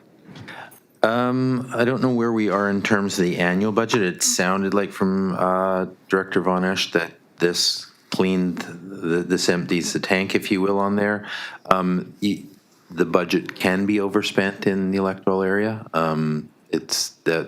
That's allowed. So whether it's below it, at it, or over it is not critical. But I believe what he's done is allocate the remaining budget to these folks in the community group to allocate, and this populates all that funding. So my concern, I don't know if it came across clearly, is I heard that we had $60,000 worth of requests and $25,000 was awarded, which was the budget. Then we have another $4,500. So there's a number of potential applicants who've been prejudiced by us not following policy. I think it's a serious issue. I won't vote in favor of going forward with another violation of policy. And I do agree. The math, regardless of the math, in my opinion, I agree with Director Sinnott that we violated the policy on the last one. We should be rescinded, in my opinion. And we need to follow the policy going forward until we bring it back to the board to have the policy changed. Sure. I'm just curious, because somebody earlier mentioned that it would be more appropriate for a PAC, a Parent Advisory Council, to be making this application. And so I don't understand what the difference between an Academy Society, who is clearly working for this, to try and fundraise to get these kids the education on the island that they need. I don't understand the difference between a society in that way and an advisory committee of parents. I will explain, because I'm the one who mentioned PAC. I'm not suggesting that PAC apply for money from the SRD either. I'm suggesting that the PAC goes out and fundraises for it, so we're not in violation of our policy. That's what I was suggesting. A PAC goes out and volunteers and they collect money for them. They don't go to us for money, no different. But I think we need to follow the policy. But we have a motion on the floor. Can you read it? Can you read the amendment? You made it? You want me to read it? Mr. Chairman, my understanding is option A is on the floor to be amended to make it a one-time grant only. Call to question. All in favor? Sorry? Did you have something to say, Director Dahl? Well, I just want to know if 15.5 is going to be a one-time only thing too. And then everyone that applies after this, do they get one time too? Yeah. Okay, thank you. Director Chapman, and then we're still going to call the question. The subsequent motion that I'm going to make after this one for item number 5 and the previous one will be to remove it. So no, it's not going to be a one-time thing. Okay, call to question. All in favor of option A with the amendment for the one-time thing? We have 3, all opposed. I think the motion has been defeated. You have a motion to make, Director Chapman? Wait. invite Bonus back because we're. Okay. Yeah. Oh, thank you, Mr. Wolf. I think the granting is. Turn off your microphone.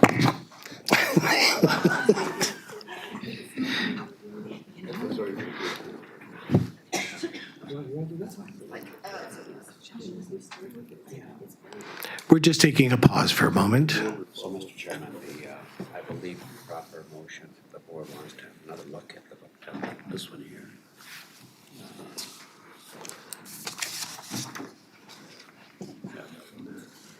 Yeah. First of all, vote to reconsider what they've done. Okay. Then they can So look at it again. first, what we're going to do is you're going to have a vote on to reconsider of what you've done on 15, somebody was suggesting. Yeah, that'll be my motion to reconsider. Right, so I'll second that. Thank you. Further discussion? So because Ms. Director Vanesh was not in the room, it came to light that we hadn't followed the policy, particularly with absorbing costs that are usually accounted for by senior government. And perhaps Director Vanesh can correct me, but I heard that there was some $60,000 in requests. It was sent over to the Community Foundation for Cortez to do the determination, which is admirable. But perhaps they didn't follow our policy, or maybe weren't fully aware of the context of our policy on that particular issue, or our policy is less clear than it needs to be on the issue of what particular recipients touch on that issue of violating the downloading issue from senior government. So we want to rescind this and send it back for reconsideration through that process again, if it's not a timeliness issue, so that that can be done correctly. So everyone who made initial applications can have a fair shake under the proper policy instead of us violating our policy. Okay, Director Colburn. No, that's later, sorry. Further discussion, Director Mawhinney, and then Director Vanesh. Thank you. I'm maybe a tiny bit confused because I thought that the motion was to reconsider V or 5, which was the Cortez Island School assistance. And No, if I can, the motion is, are we going to entertain a reconsideration, first of all? Are we going to reconsider? That's what we voted on. That's the motion, yeah. Now, the next motion is what are we going to, what's that motion going to be? So we voted to support reconsidering the motion. That's all we've done. And are we So that's speaking on on the the table. reconsideration now? Hasn't Yeah, happened yet. Yeah, it's on the Yes? table. Are we speaking on the reconsideration? Yes. Yes. Not reconsideration of the motion, reconsideration. Are we going to, we're going to vote on reconsidering this? And then we That's get what to we're- speak on the actual yes, reconsideration yes, next. Oh, okay, okay. Thank you for Okay. clarifying that. Everybody clear? We're just voting on whether or not, then we'll have the discussion. Let's vote. We'll have one last comment by Director Vanesh. Thanks. You guys talked for a long time there. It was like a lot of drama. Two things, I guess. What the school's trying to do in this application is beyond what the school district funds. So these are programming that are enrichment programming. These are not programs that are supported by the school district, and it's not a matter of the school district not properly funding these things. This is extra stuff that Cortez community wants to do that's facilitated through the school. So as far as whether you're funding something the upper levels of government are funding, that's not the debate. And I'm aware of the policy. I apologize. Point of order. Yeah, And the only reason why I'm calling a point of order is because what you're speaking of is what you were in conflict of interest of and why you had to leave No, the I'm room. speaking to the school getting funding. Yeah. Yeah, but point of order is we're just, We're yes. just on talking about We're on reconsideration. consideration as well. Let's just call the question on reconsideration. Okay, call the question on reconsideration. All in favor? Opposed? Seeing none, reconsideration is going to take place. Okay, so now we go back to 15, correct? Yeah, my motion would be reconsider all the grants issued because the process, from my understanding, violated policy in more than one area and needs to be proceeded with via policy. Or we have to consider the policy and then redirect it back for reconsideration under new policy, one or the other. But my reconsideration is to pull the entire passing of 15 and all the approval of all those items under A to V. Director Wally? If we're reconsidering the motion, then the motion that was previously on the table comes back on the table, is the way I understand it. That's got nothing to do with what Director Sennett's saying. Okay, Director Vonish? I guess, continuing on there, whether the Cortez Island School should get this grant, this is for programming beyond what the provincial government covers. So if that's a question for people that this is something that the provincial government should be funding and this is downloading, that's not the case. Secondly, just to the CAO, I texted you on September 5th and I said, can the Cortez School apply for a grant and aid? And you said yes. And I really wish at that point that we could have had a discussion, or if there was any doubt that they could apply, because the community's gone through a huge process here to get to this point. So if I can, Mr. Chair, I have said this, and Director Wally will support me, I'm certain, for years. Grants and aid need to come to staff. If you do not send the grant and aid to me and you start asking me questions and details about it, don't hold me accountable for my answers. I have never seen this information. So you want to give me a tidbit of what it is and say I said, yes, I don't know the context, I never saw it. Now you're giving the example of what the money is to be used for. I've never seen it. I have no idea. So if you want us to vet the grants and aid, have them sent to staff. We can vet them. But sitting at the board table saying, I said, can they apply? I got no idea the context of what you're saying about what they apply for.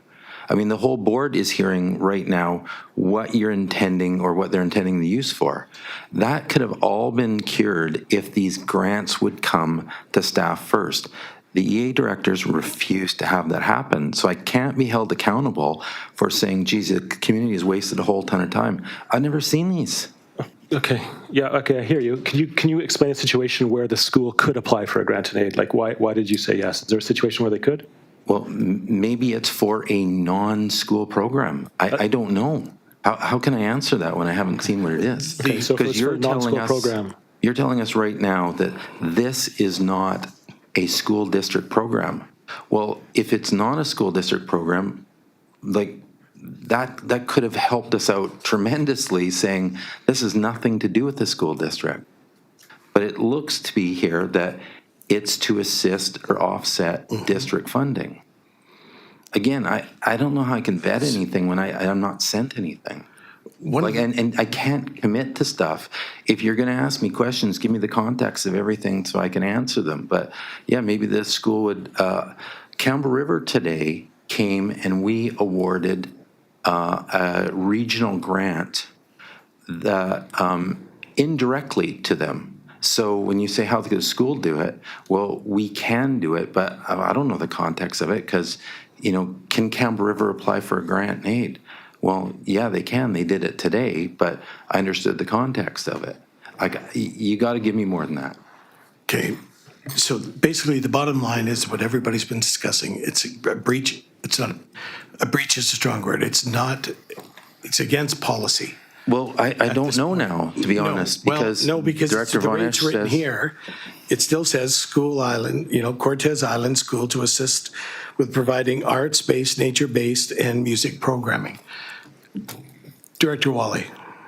I'm just thinking maybe the solution here, who were you going to write the check to, Director Vonish? Perhaps instead of the school, there's another community society that you could designate this money to, and then they could help students without involving the school board. Yeah. Yeah, I'm certainly open to like giving it to another society if it's a technical issue that we can't write a check to the school. And, you know, I'd also just request that we don't rescind all these grants. It's gone through a huge process. Like, I'm representing the community. Please let the rest of the grants go through if you're not going to, if you're going to rescind this one. Thank you. Yeah, the motion on the floor was to rescind all, correct? It's a reconsideration, so I was going to move the question on receipt. If we're going to reconsider, then we'd have each of the other items to, were you voting correct, as if it's fresh on the table? Yes. Receipt's already been done, so now we're voting. Mr. Chair? Go ahead. Yeah, there's always room for an amendment to a motion. That's not out of order. So if Director Vinesh had an amendment to name another group for number 5, that would probably be acceptable to the board. Okay, thank you. I'd make a motion to Parent Advisory Council, Cortez, be the recipient. I'll second that. Discussion? All in favor with the amendment? Opposed? It is carried. Move the motion as amended. I'm sorry, can your microphone go on, please? Move the motion as amended. I'll second that. Discussion? All in favor? No, there's discussion? Oh, I'm sorry. Go ahead, Director. My comfort level with this whole conversation kind of all comes back to the application, the process that needs to be followed, and how that is done. Again, this feels like a one-time only type thing where, and did the PAC apply? It feels really fuzzy and really muddled to me, and I'm just not comfortable with it. So.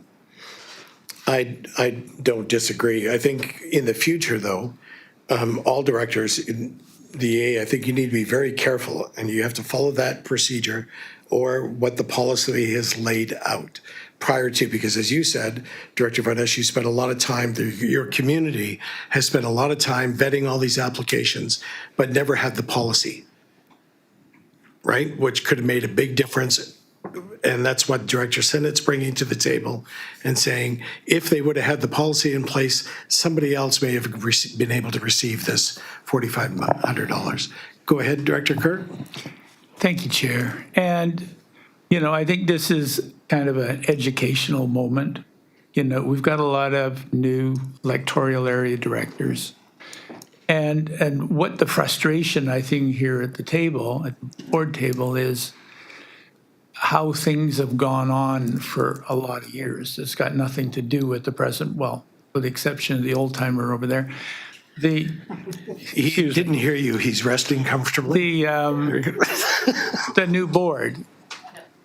And I think that, you know, this is an opportunity to, you know, to really, for both sides, you know, to understand what the process is here. And I know staff has got a lot of frustrations.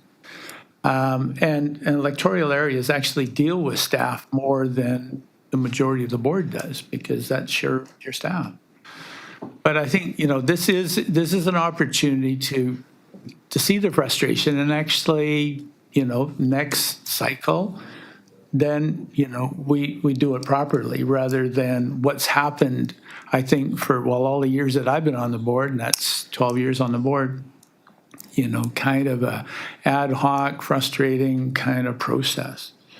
So I think there is, like I say, a teachable learning thing. I mean, I totally understand why electoral areas get really ticked off at the board, because it's just like electoral areas trying to tell the city what to do. You know, it's frustrating. But I think this is an opportunity to, going forward, to improve relationships and not waste time like this, because it really is a time waster. Thanks. Director Wally, did you want to repeat your motion and all, please, so I understand it? Did I make a motion? I'm sorry to wake you. Well, I seconded it, so it's to move all the grants with the amendment. Director Wally came in with a subsequent? I believe the motion is on the table as it was amended by Director Colburn, and Director Vinesh had the last amendment. So I think what we would have on the table now is the motion as amended. Okay, can anybody tell me what that motion was, please? Mr. Chairman, I believe the motion currently on the floor is 15B with Part V, 5, if you want to call it, instead of referring to the Cortez Island School, referring to the Cortez Island PAC, and that has been achieved through a series of amendments, which have not yet been voted on in their totality, if I understand correctly. So that is what's currently on the floor. Okay, I'm going to call the question a half hour later on what he just read as the motion. As Director, Mr. Yates, pardon me. Okay, all in favor with all the amendments? Opposed?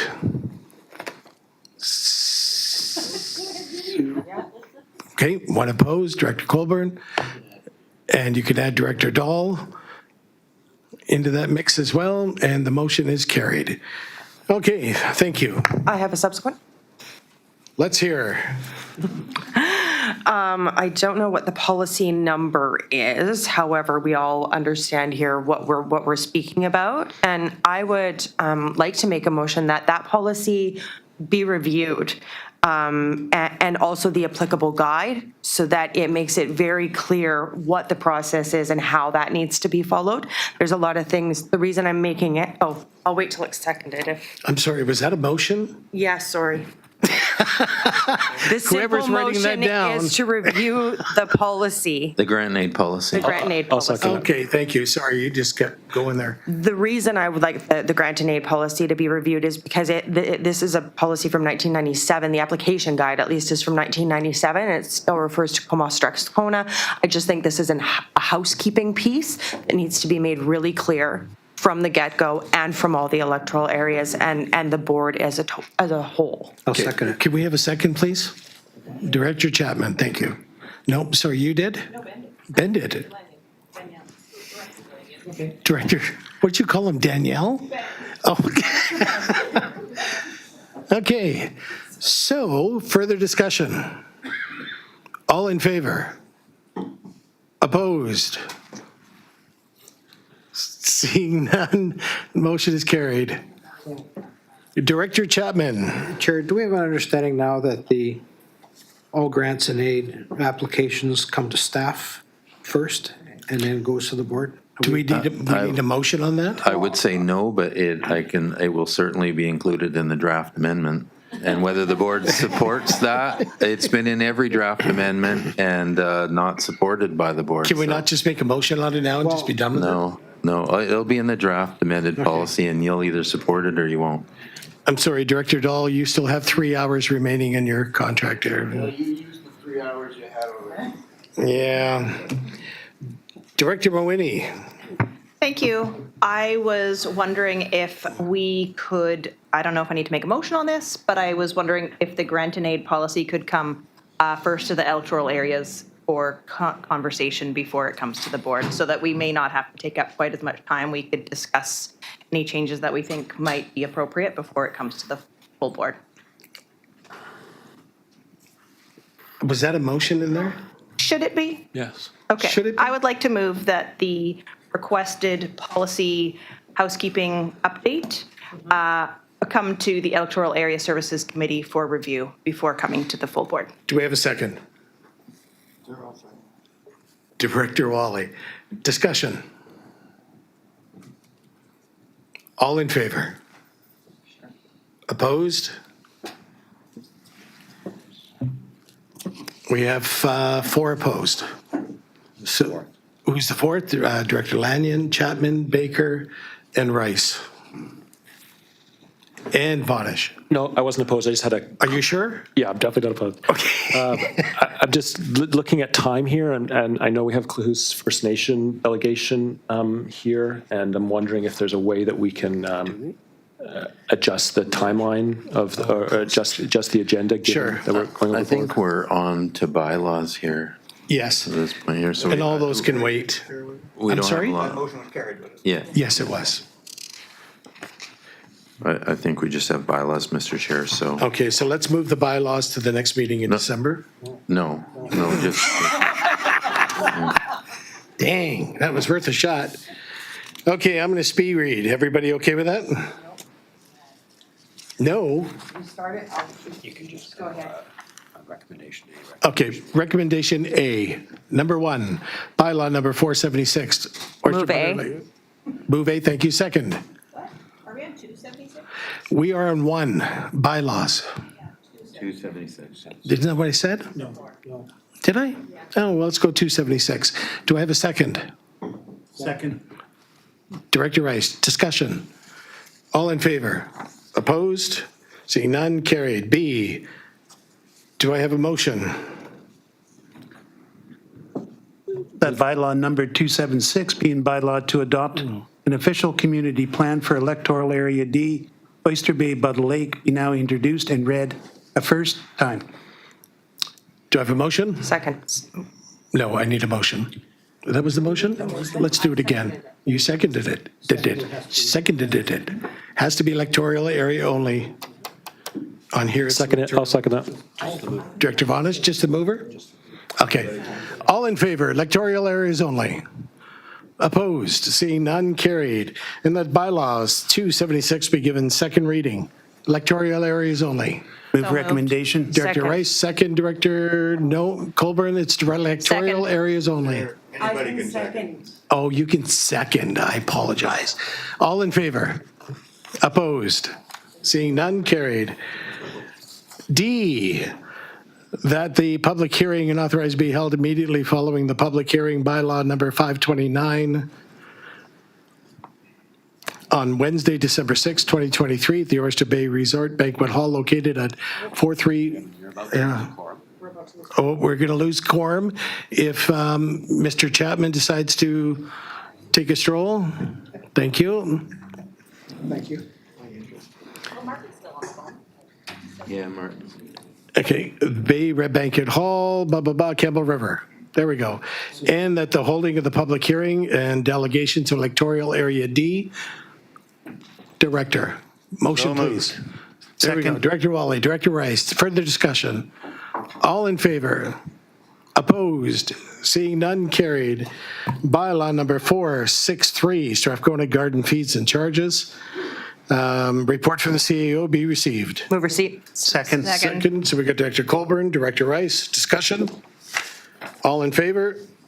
Opposed? Seeing none, carried. And that bylaw 463, being a bylaw to amend the rates charged for the use of time Strathcona Regional Recreation Complex, Gardens, pardon me, will now be introduced and read for the first time. They don't have a quorum. We have Martin. We have Martin online. Martin's on. No, but Sorry? It's Campbell River we need. We You don't, have a quorum at the board. we have a quorum at the board, we don't need the rest? Those directors who are entitled can vote. Those who are not entitled cannot vote. So There you as long go. as you have a quorum. And we still have quorum. Okay, so where were we? I'll move that bylaw 463, being a bylaw to amend the rates charged for use of the Strathcona Gardens Recreational Complex, be now introduced and read a first time. Second. Director Rice, discussion? All in favor? Opposed? Seeing none, carried. Oh, that the rules be suspended for bylaw 463, be given second and third reading. So moved. Second. Okay, Director Sinnott, Director Rice, discussion? All in favor? Opposed? Seeing none, carried. D, that the bylaw 463, being the Strathcona Gardens Recreational Complex fees and charges, bylaw 2016, amendment number 4, be reconsidered and passed and adopted. So moved. Second. Director Sinnott, Director Rice, discussion? All in favor? Opposed? Seeing none, carried. And that bylaw 494, electoral area noise regulation, with the report from the CAO be received. Move receipt. Second. Director Wally, Director Colburn, discussion? All in favor? Opposed? Seeing none, motion is carried. Move that bylaw 494, being a bylaw to regulate or prohibit objectionable noise within electoral area A, be now introduced and read a first time. Second. Director Colburn was quicker on the draw. Discussion? All in favor? Opposed? Seeing none, carried. Move that the C, rules be suspended and bylaw 494 be given second and third readings. Second. Director Colburn, and discussion. All in favor? Opposed? Seeing none, carried. And I would move that bylaw 494 being electoral area noise control bylaw 2023 be now reconsidered, finally passed and adopted. Second. Should we get these folks some drinks or some food or something? They've been here so long. I apologize. Bylaw 525, 526, OCs, oh, wait. I already called the question. 494, you did call it. Didn't I? I apologize. All in favor? Opposed?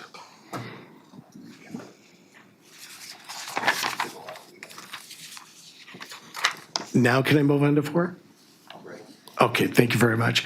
Bylaw 525 and 526, OPC, OCP, thank you, and rezoning electoral area D. Report from the CEO be received. Move receipt. Second. Director Mawhinney, discussion. All in favor? Opposed? Seeing none, carried. B, that the report for the public hearing, bylaw number 525 and 526, and all related records be received. Move recommendation. Second. Director Rice, Director Colburn, discussion. Director Mawhinney. Thank you, Chair. I have a very short comment, don't worry. I wanted to That'd be say that great. it's nice to see such a supportive and unified community response to this application. Okay, all in favor? Opposed? Seeing none, carried. And bylaw 525 be given the third reading. Move recommendation. Director Rice. Second. Director Mawhinney, discussion. All in favor? Opposed? Seeing none, carried. And that bylaw 525 being the Oyster Bay Buttle Lake Official Community Plan Bylaw 1996 Amendment Number 24 be reconsidered and finally passed and adopted. So moved. Director Rice. Second. Director Mawhinney, discussion. All in favor? Opposed? Seeing none, carried. Bylaw number 526 be given third reading. So moved. Director Rice, Director Second. Mawhinney, discussion. All in favor? Opposed? Seeing none, carried. F, that bylaw 526 be given, being Campbell River zoning bylaw 1991, amendment number 67, be reconsidered and finally passed and adopted. So moved. Director Rice, Director Vonish, discussion. All in favor? Opposed? Seeing none, carried. Bylaw 528, rezoning application. The report from the CEO be received. Second. Director Lott, Director Colburn, discussion. All in favor? Opposed? Seeing none, carried. And bylaw 528 be given second reading. Hello? So Anyone? moved. Thank you, Director Mawhinney. Second. Director Rice, discussion. All in favor? No. Yes, we did. I read B, because it also has the first, okay? No, I just read C, which is second. Are we all okay now? Okay. This time it wasn't me. I appreciate that. All in favor? Opposed? Seeing none, carried. And D, that the public hearing be authorized for bylaw 528 be held at noon, 12 noon, on Mondays, December 11, 2023, at Manson's Hall located at 983 Beasley Road, Manson Landing, BC, and that the holding of the holding of the hearing to be delegated to Electoral Area B Director. So moved. Second. There we go. Director Vonish, Director Mawhinney. Discussion. All in favor? Opposed? Seeing none, carried. Bylaw 529, rezoning application. Move receipt of the report. Thank you. Second. Director Rice, second. Discussion. All in favor? Opposed? Seeing none, carried. And that bylaw number 529, being the bylaw to amend the zoning regulation application to electoral area D, now be introduced and read for the first time. So moved. Director Rice, Second. Director Mawhinney, discussion. All in favor? Opposed? Seeing none, carried. And that bylaw 529 be given second reading. So moved. Director Rice? Second. Director Mawhinney, discussion? All in favor? Opposed? Seeing none, carried.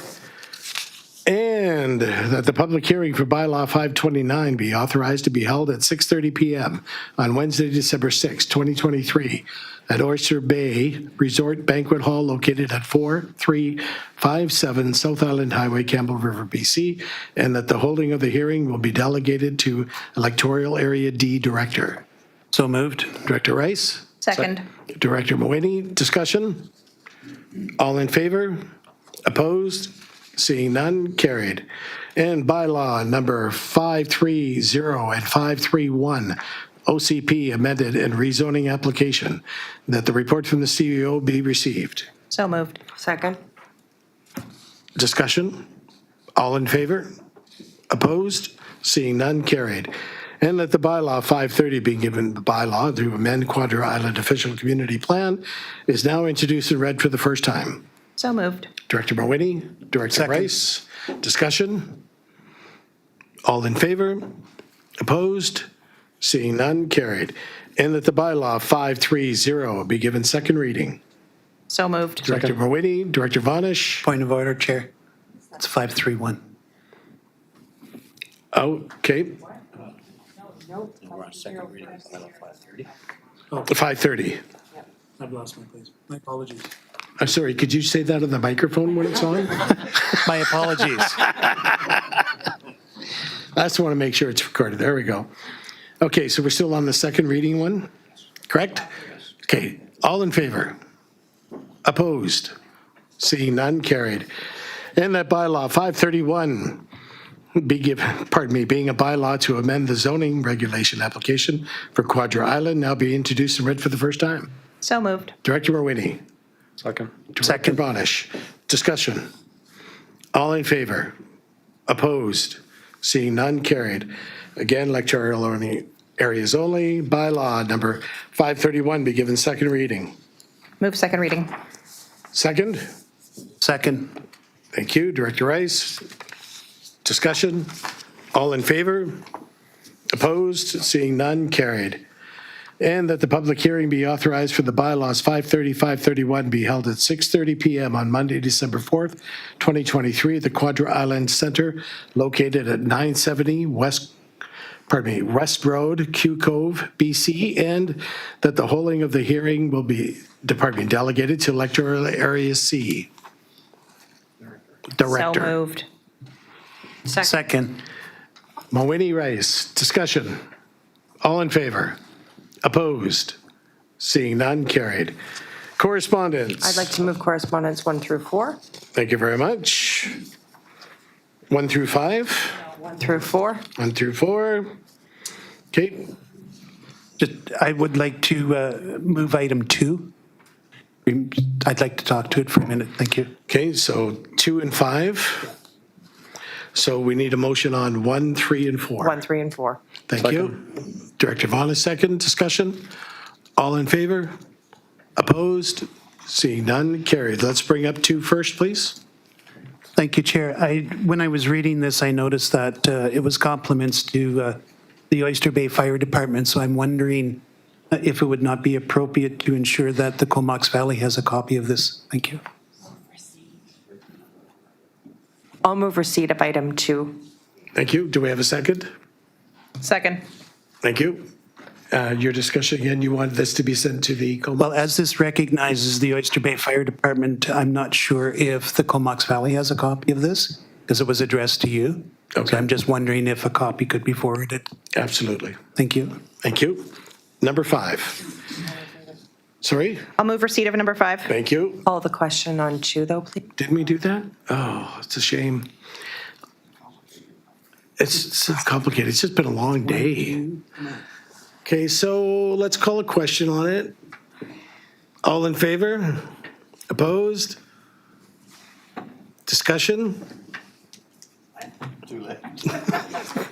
The motion is carried. Move receipt of item 5 in Thank you. correspondence. I'll second that. Discussion? Go ahead, Director Colburn. I'll be making a subsequent as they're looking for a letter of support. Thank you. Okay, further, Director Rice? Just a comment. I love to see things like this. You know, as somebody who's boated the West Coast, I've even kayaked in that area.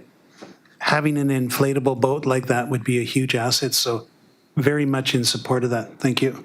Thank you. All in favor? Opposed? Seeing none, carried.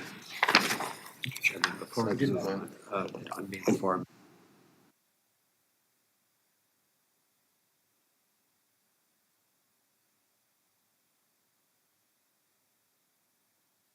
I am going to make a Go ahead, subsequent Julie. on that item 5, that the Strathcona Regional District provide a letter of support for the application to the Community Boat Program on behalf of Cayuga Chuckleset First Second. Nation by November 30th. I'll second that.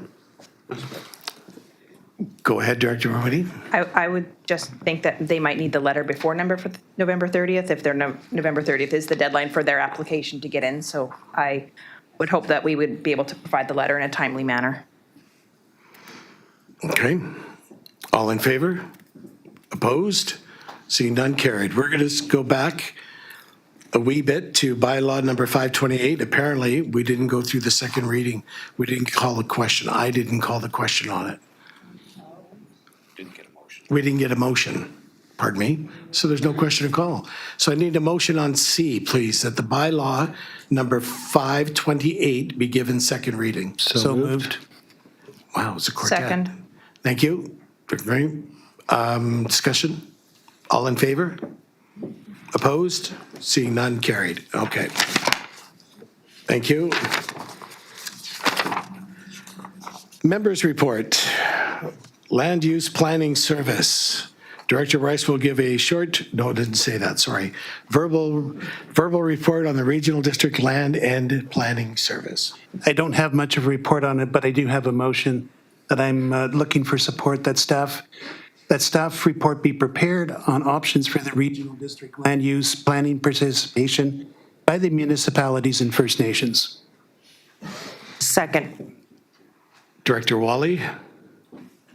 Yeah, just a question to staff. Are we talking about Code 510, which is our Regional Planning Service, non-part 14, or are we talking about Code 500, which is our electoral area planning service? What are we talking about here? I'm assuming it's 500 planning? Mr. Chairman, 5, yes, that would be the assumption, because the municipalities already participate in the Regional Growth Strategy, Part 14. So I'm 510 assuming- is regional planning, right? Sorry? 510 is regional planning, non-part 14? Right, the non-Part 14. I'm assuming that's what the motion is speaking to, as opposed to the one that the municipalities already participate in. Yeah, 510 is under function 500, so this would be the 500 planning function. Okay. Aniko? You're good? Okay, 500. We're all set. Director Colburn? And I would hope that that would consider options, repercussions, financial implications. I'd take out the repercussions word, but yeah. Director Wally? Yeah, I'd just like to say a few things on that, on Part 500, Code 500.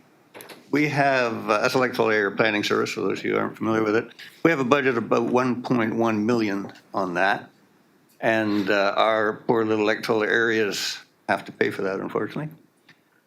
If you all guys wanted to join, that would probably reduce our costs at least by 25%, which would be a maximum benefit to Area A. It doesn't affect Area A at all because we don't have any OCPs that are reviewed very often. We don't have any zoning applications kind of stuff. And at 1.1 million, I guess you'd be sharing, I don't know, maybe 750,000 of that or something like that, which would be a massive benefit to us. It'd probably reduce my tax requisitions by at least a third on that. So that'd be great. Now, Question? You're not done. I'm sorry. now I had another suggestion I'd like to put forward that might be more beneficial towards you. I would think that the municipalities probably aren't that concerned about land use on Cortez or land use on Quadra, although I can see you'd be interested in land use maybe in Area D. Years ago, when Jim Loftus was the director for the Area D area, Campbell River Council offered him a seat on council if he would agree to amalgamate Area D. And he said, terrific. And the only reason that didn't happen is that the timing was a little bit off. It was right before the election. He didn't get reelected. But it would cost you absolutely nothing to have control of all the land use in Area D if you were to amalgamate Area D and had the consent of Director Rice. Wouldn't cost you a cent, and there you go. So that's my alternate proposal. Call the question. Let's call the question, I folks. had a question. This is, Oh, can I ask a question? sure. Just for folks online who may not sure exactly what this means, John, if you could just speak like to intent of the motion, are you asking that to get a report that all the other areas who aren't currently paying for electoral area planning services, that they're going to start paying for it? No, This it's just a 750,000? study, just a report. It's just a On that, report. Nothing nefarious. It's just a report. That's all it is. On what though? Can you be specific? I think participation in the 500 planning function. That would mean asking everyone else to pay for our planning? Well, whoever wants in, if you pay, you can participate. So, Pay, we vote. yeah. Okay, so could, John, do you mind speaking to the intent or like why? As I said, I'm looking for a report. Thank you. Okay, so we're going to call the question. All in favor? Yeah, this is for everyone. Opposed? I'll probably do it. Why not? You haven't been opposed to anything all day. That's what I mean. That's what you mean? Okay. So Director Wally is opposed. Motion is carried. Taiyi Plaza vehicle parking. Director Mawhinney will give a short verbal report on the issues of Taiyi Plaza. Did we accept the verbal report of Director Rice? He had a Yes. motion we voted on. Yeah. Okay, thank you. Kate, all yours. Thank you, Chair. Don't worry, I'll be short. Recently, I learned that some Quadra Island residents have been receiving notices on their vehicles when they've left their vehicles parked in Taiyi Plaza overnight.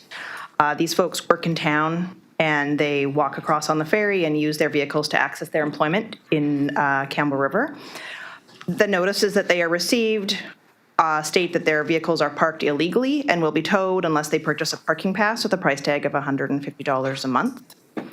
So some of these people believe that the Taiyi parking area is a public parking area per a 1960s covenant and that they have a right to be there. Some have mentioned the possibility of petitioning the Ministry of Forests, who may hold the covenant. And I thought that having the knowledgeable SRD staff prepare a report on the true nature of the Taiyi Plaza parking area would set the record straight and enlighten many to the nature of this parking conundrum. So I do have a motion in which is that I would like to move that staff prepare a report on the Taiyi Plaza parking covenant and maybe public parking within the downtown.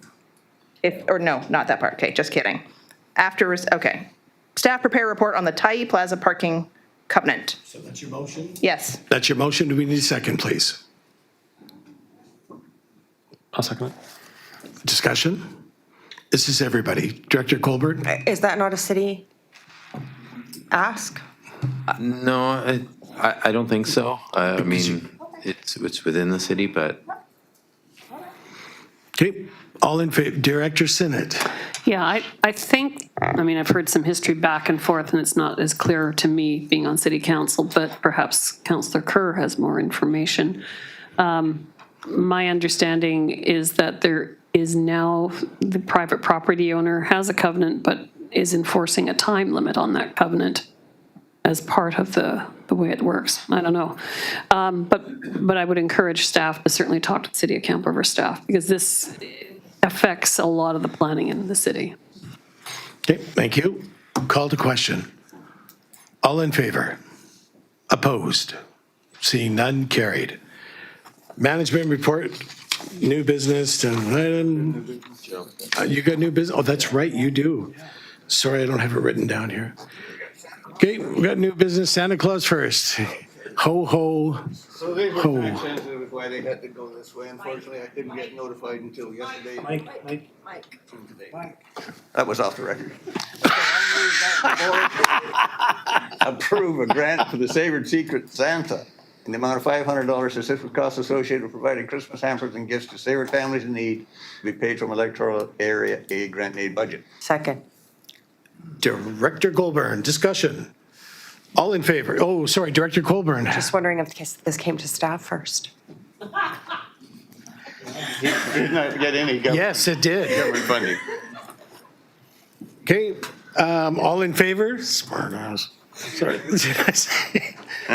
Opposed? Is that mic on? Opposed?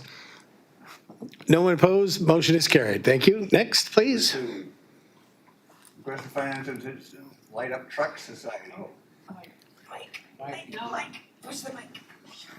I move that the board approve a grant for the Light Up Truck Society in the amount of $500 to assist with the cost for Christmas lighting to be paid from electoral area aid grant and aid budget.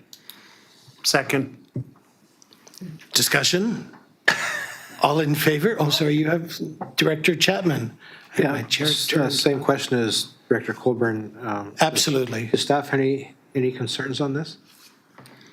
No, this seems fairly innocuous. Oh, my. Oh, my goodness. If there's any staff sitting in the boardroom, could you please get me some Advil? I really appreciate that, something like that. Okay, all in favor? Opposed? Seeing none, motion is carried. You got a third item? And the last one, this is a procedure bylaw that Your mic. procedure bylaw that we've had in place for a long, long time. It's contrary to the law. We just need to revise it and take a look at it and fix it. So the motion is that staff bring back our procedure bylaw for revisions and updates to bring it in line with provincial law. Second. Discussion. All in favor? Opposed? Seeing none, motion is carried. 3 out of 3. Thank you.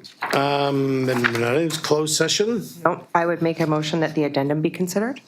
There's an addendum. Go ahead. Second, Second that. Director Mawhinney. Discussion. All in favor? Opposed? Seeing none, carried. Director Colburn, Director And I move that the Wally. correspondence from the Northern Rockies Regional Municipality regarding the extension of funding for the completion of the Emergency Program Act regulations feedback be received. Second, Director Chapman, discussion. Director Colburn. I'm wondering, considering our updates from our protective services, if there is not a will from this regional district to follow suit. Follow suit with what? And write a letter similar to this one. What letter?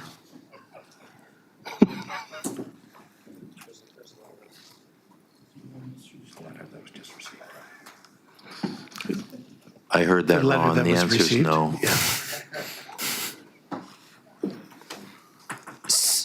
Moving on. Go ahead, Director Colburn. So there is a letter, and we are on the emergency program regulations feedback. Yes, and there was a letter previously in correspondence, I believe it was item 5. So this letter is supporting the previous letter, and I'm wondering I'm just wondering if there's a will I'm just putting it out there for discussion. I'm not putting a motion on the table quite yet. I just wanted to see if there was any appetite to support the Peace River Regional District. Director Mawhinney. I have a question for staff. Well, specifically for our emergency protective staff, which unfortunately I don't see their faces here, so maybe our CAO could speak to it. Has there been any thought that we may also need a little bit more time for a fulsome response? Well, Sean gave us an update at the last board meeting on it, and I didn't hear anything from him about time sensitivity, a request for us to ask for more time. I don't know if he thinks that was a consideration, but we can certainly bring that back, a report back if you wish. Maybe not a report back, can I defer this to the next meeting? Yeah. So moved. I'll second that. All in favor? Opposed? Seeing none, carried. Closed session. The report from the CAO will be received. So moved. Do we have a second? Director Lanyon, discussion? All in favor? Opposed? Seeing none, motion is carried. B, that the meeting be closed to the public considering matters deemed to fall within the parameters of the sections 90-1, N, O, and 92B of the Community Charter. So moved. Second. Second, Director Chapman, discussion? All in favor? Opposed? Motion is carried. No termination. Not yet.